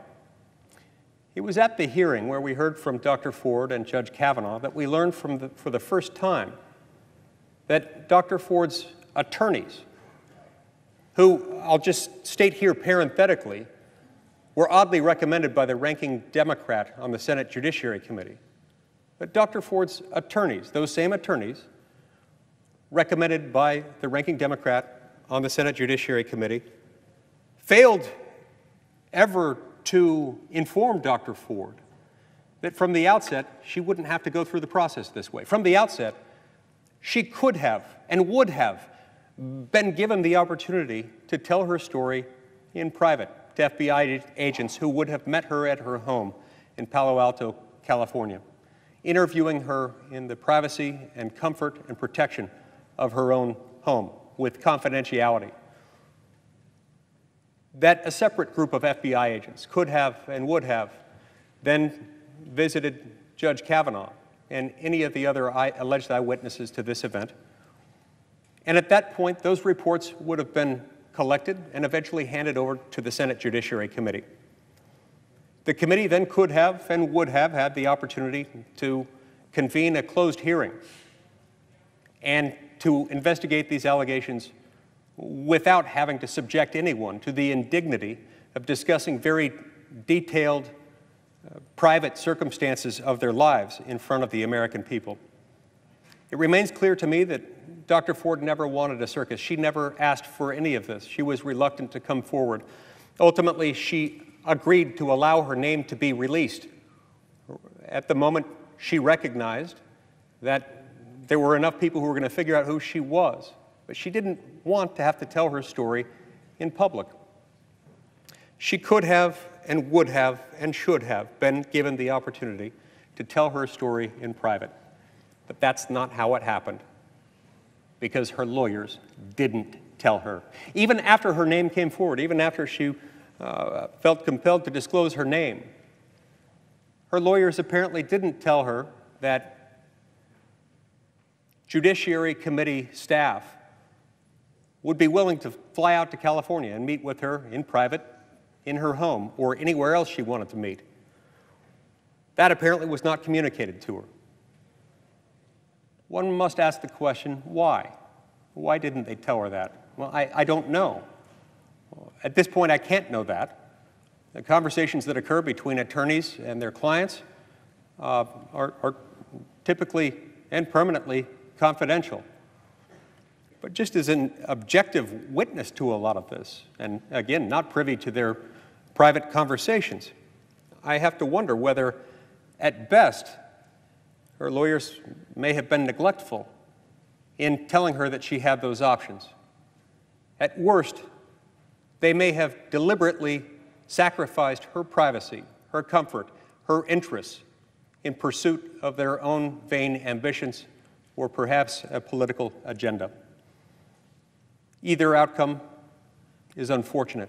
Either way we got there led to the same outcome, and we are where we are. For the last 3 weeks, we've done everything we can to get to the bottom of these allegations.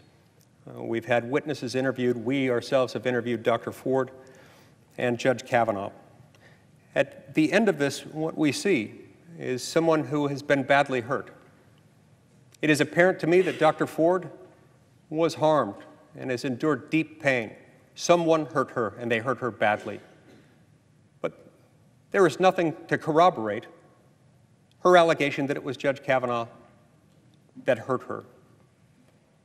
Not one of the alleged eyewitnesses to this event can confirm that such a gathering ever occurred, either in the summer of 1982 or at any other time. Not one. A number of the witnesses have said not only did they not remember such an event ever occurring, but that this type of event, with this set of circumstances, with this combination and number of people, would not have happened. This is not how they gathered. And so we're left with an uncorroborated accusation against an individual who has led an exemplary life, a life of public service, one that includes now 7 FBI background investigations, some 150 plus interviews conducted by the FBI. And again, a lot of that was conducted prior to his appointment to the U.S. Court of Appeals for the D.C. Circuit, where he served for 12 years and published some 300 opinions, in which he has had no objective other than to find the right answer under the law. This is someone who is a model, exemplary citizen from everything we can tell. He serves his community. He feeds the hungry. He clothes the naked. He serves his fellow beings with a love and an admiration for them that is genuine, distinct, and consistent. Against this backdrop, we cannot, we will not, we must not take a single uncorroborated allegation and sink this man's hard-earned good name. The demands of justice are such that we've got to hear accusers, those who have been harmed, but without corroboration, we cannot assume someone to be guilty in the absence of an adequate evidentiary foundation. Some would add here that, well, maybe we do know something more than that because other allegations have come forward. Well, yeah, there are other allegations, but let's talk about those other allegations for a minute. The Ramirez allegation that came forward about a week after the Washington Post announced Dr. Ford's name in a story published by The New Yorker was itself debunked in less than 24 hours after the story was run, debunked by the New York Times, which acknowledged having interviewed literally dozens upon dozens of witnesses in an effort to find corroboration for the Ramirez allegations. Not one person could or would corroborate the story, not one. Moreover, as the New York Times concluded, there were a number of instances in which Ms. Ramirez herself, in calling former classmates from Yale, acknowledged that she didn't know whether or not it was Brett Kavanaugh who engaged in the conduct that she alleged. The other allegation coming forward, brought forward by the client of Mr. Avenatti, was itself on its face of a different sort than the others.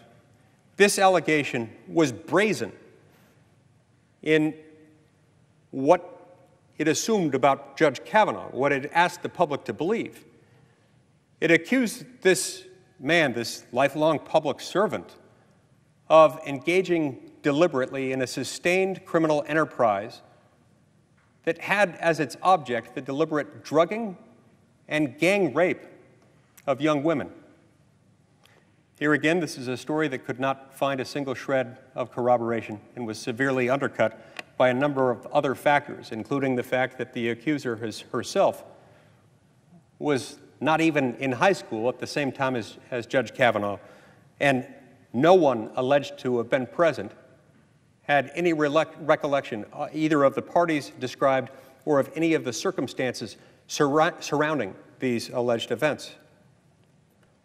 But the timing of these other allegations coming forward was nonetheless used to smear the good name of Judge Kavanaugh and to imply some sort of guilt on the part of Judge Kavanaugh, some sort of corroboration of the Ford allegation. Again, the Ford allegation was itself serious and had a lot of indicia of credibility on its face. That's why I was so concerned the moment I heard about it. That's why we've now spent 3 weeks doing everything we can to get to the bottom of it, finding no corroboration.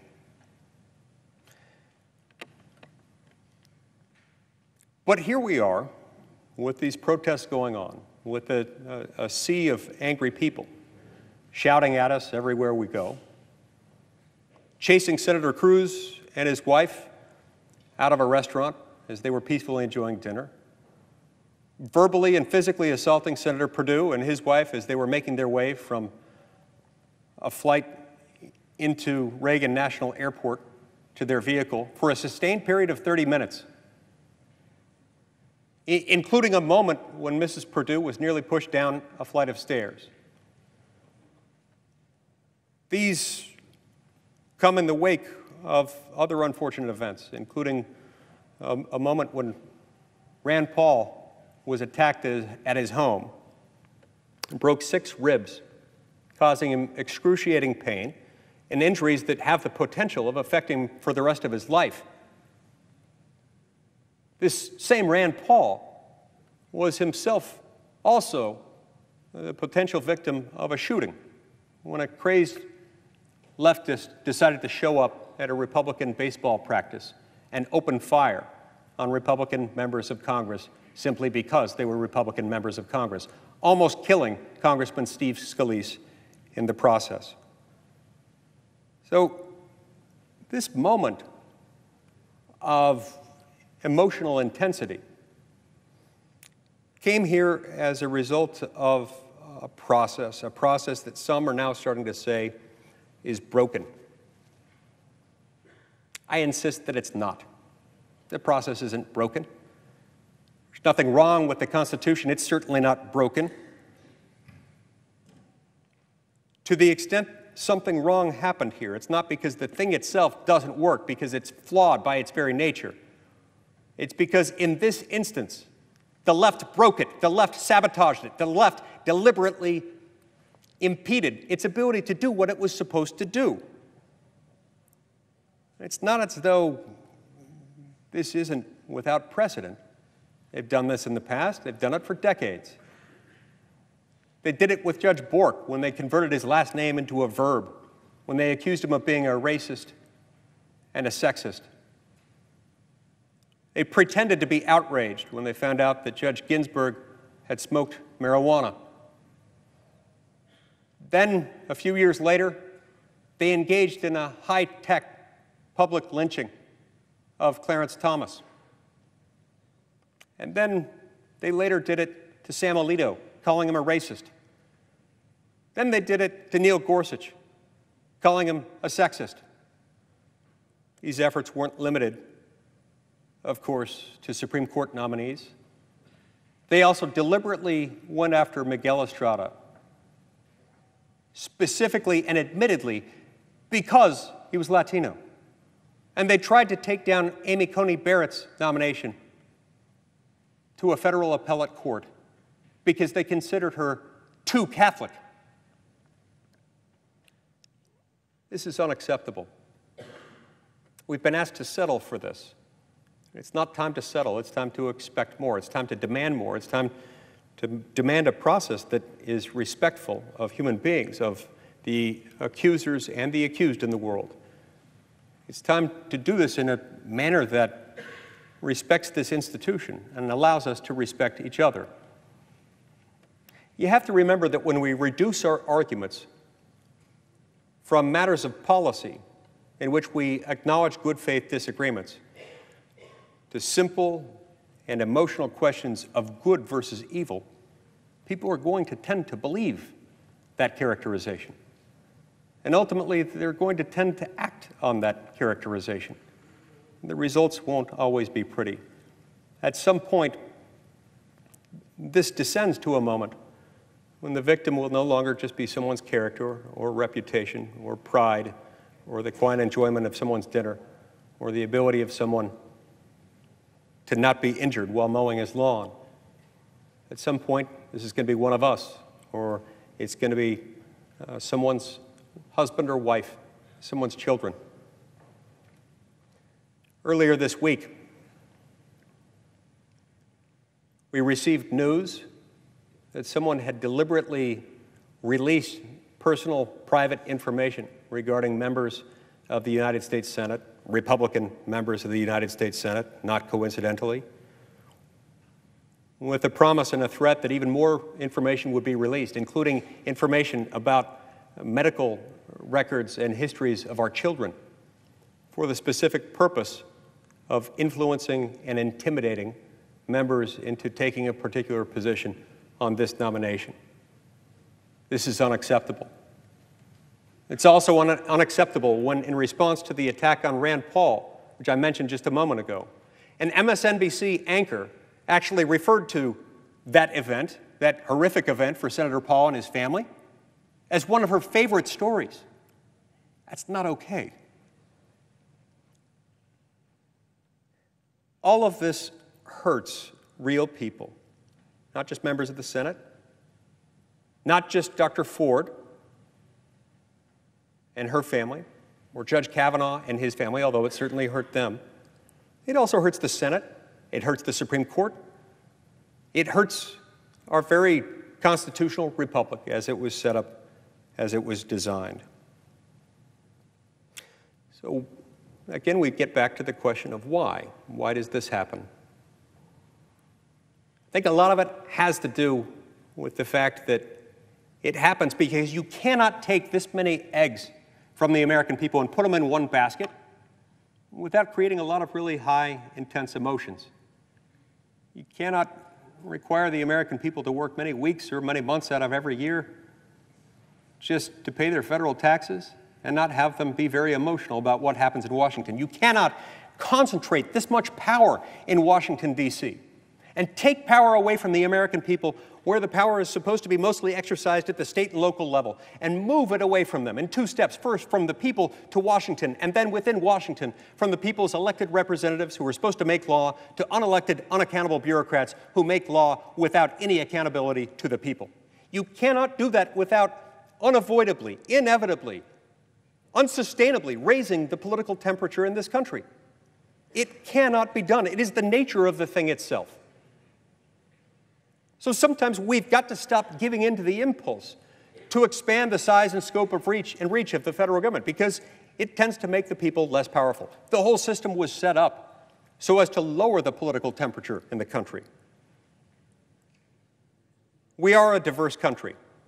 And in one way or another, there has always been great diversity within the country, among and between the states and their different populations. This was understood at the founding just as it's understood today. This is one of the reasons why, by divine design, this whole thing was set up in such a way as to lower the political temperature in Washington by keeping most decisions close to the people at the state and at the local level, recognizing that there's a whole lot more unity at the state and at the local level than there is at the national level. That's why most powers are supposed to remain close to the people through the states and localities. Sometimes our instincts are wrong. Sometimes our instincts lead us into danger. Sometimes we fear the wrong things. You know, Mr. President, people in this country, understandably, are terrified, scared to death of rattlesnakes. I myself am scared to death of rattlesnakes. We have them in my state of Utah. We don't like them. Most people are shocked, however, to discover that there are a whole lot more people, many, many times more people, killed every year as a result of deer than rattlesnakes. Deer, it turns out, cause all kinds of accidents, which in turn result in a lot of deaths. I mean, many, many more deaths, many times more deaths every year than rattlesnakes. But we fear the rattlesnake more because it looks scary. Sometimes our instinct leads us in the wrong direction. Sometimes our instinct is to do something through government that might make matters worse rather than better. Reminds me of a time when I worked across the street at the Supreme Court of the United States. I was a law clerk to Justice Alito. And my co-clerks and I worked in a relatively small office, and we discovered something during the summer when we started our job, that the air conditioning in our office made our office unbearably cold. So cold that as we sat at our desks and wrote memoranda to the justice and did our jobs, sometimes our hands would get so cold that we almost couldn't feel them. And so what did we do? Well, we went over to the thermostat and we turned up the thermostat, thinking that would solve the problem. But after we turned up the thermostat, it didn't do any good. It was still freezing cold. So at that point, we opened the window and let in the hot, muggy air that's known to inhabit and pervade Washington, D.C. during the summer months. It was inefficient, but we couldn't figure out another way. We talked to the maintenance people in the building. They weren't sure what to make of it, so we moved on. As summer faded into fall and then fall became winter, it got cold. We had a very similar problem, but in the other direction. When it got to be winter. When it was really cold outside, it was burning hot inside of our office. So hot that we were sweating, so hot that we felt compelled to walk over to the thermostat and to turn the thermostat down, hoping and expecting reasonably that that would lower the temperature and alleviate our discomfort. It didn't do a bit of good. It was still burning hot.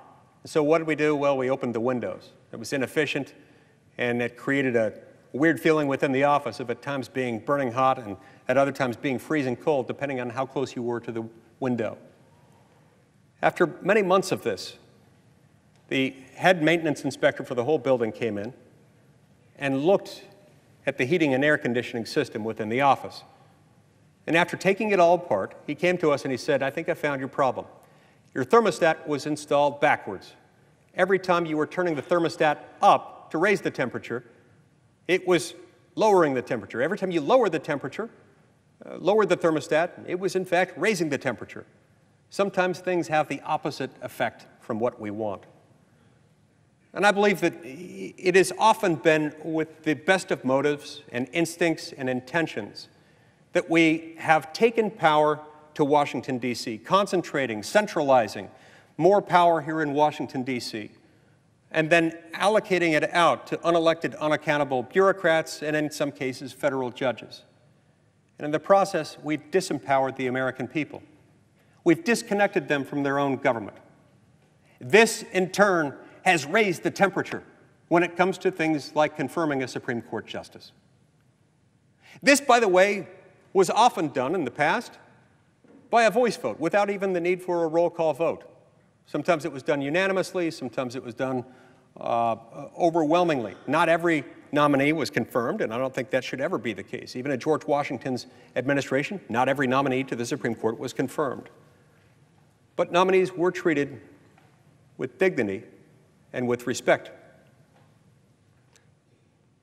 This occurred in part, I believe, because the Constitution kept the temperature appropriately moderated. Because the federal government was doing only those things that the Constitution unmistakably placed in the hands of the federal government and of Congress, which sets policy for the federal government. The people, in turn, remained in touch and connected to that government to the extent it affected them, because that policy was still being set by the people's elected representatives in Congress and not by unelected, unaccountable jurists or bureaucrats. The opposite has happened since then. It is not the case that every Supreme Court nominee in recent history has brought about so much contention.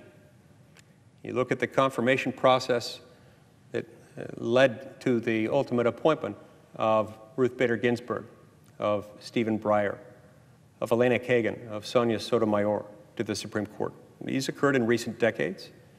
These justices were confirmed overwhelmingly, and they were confirmed with a lot of votes from members of both political parties.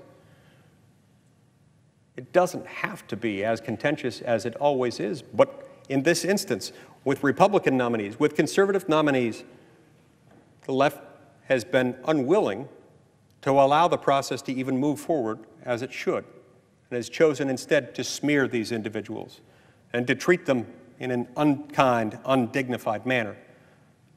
No mother and no father would want to see a son or a daughter subjected to this kind of treatment. Not in our country, not for a position like this. No one would want that. It does not have to be this way.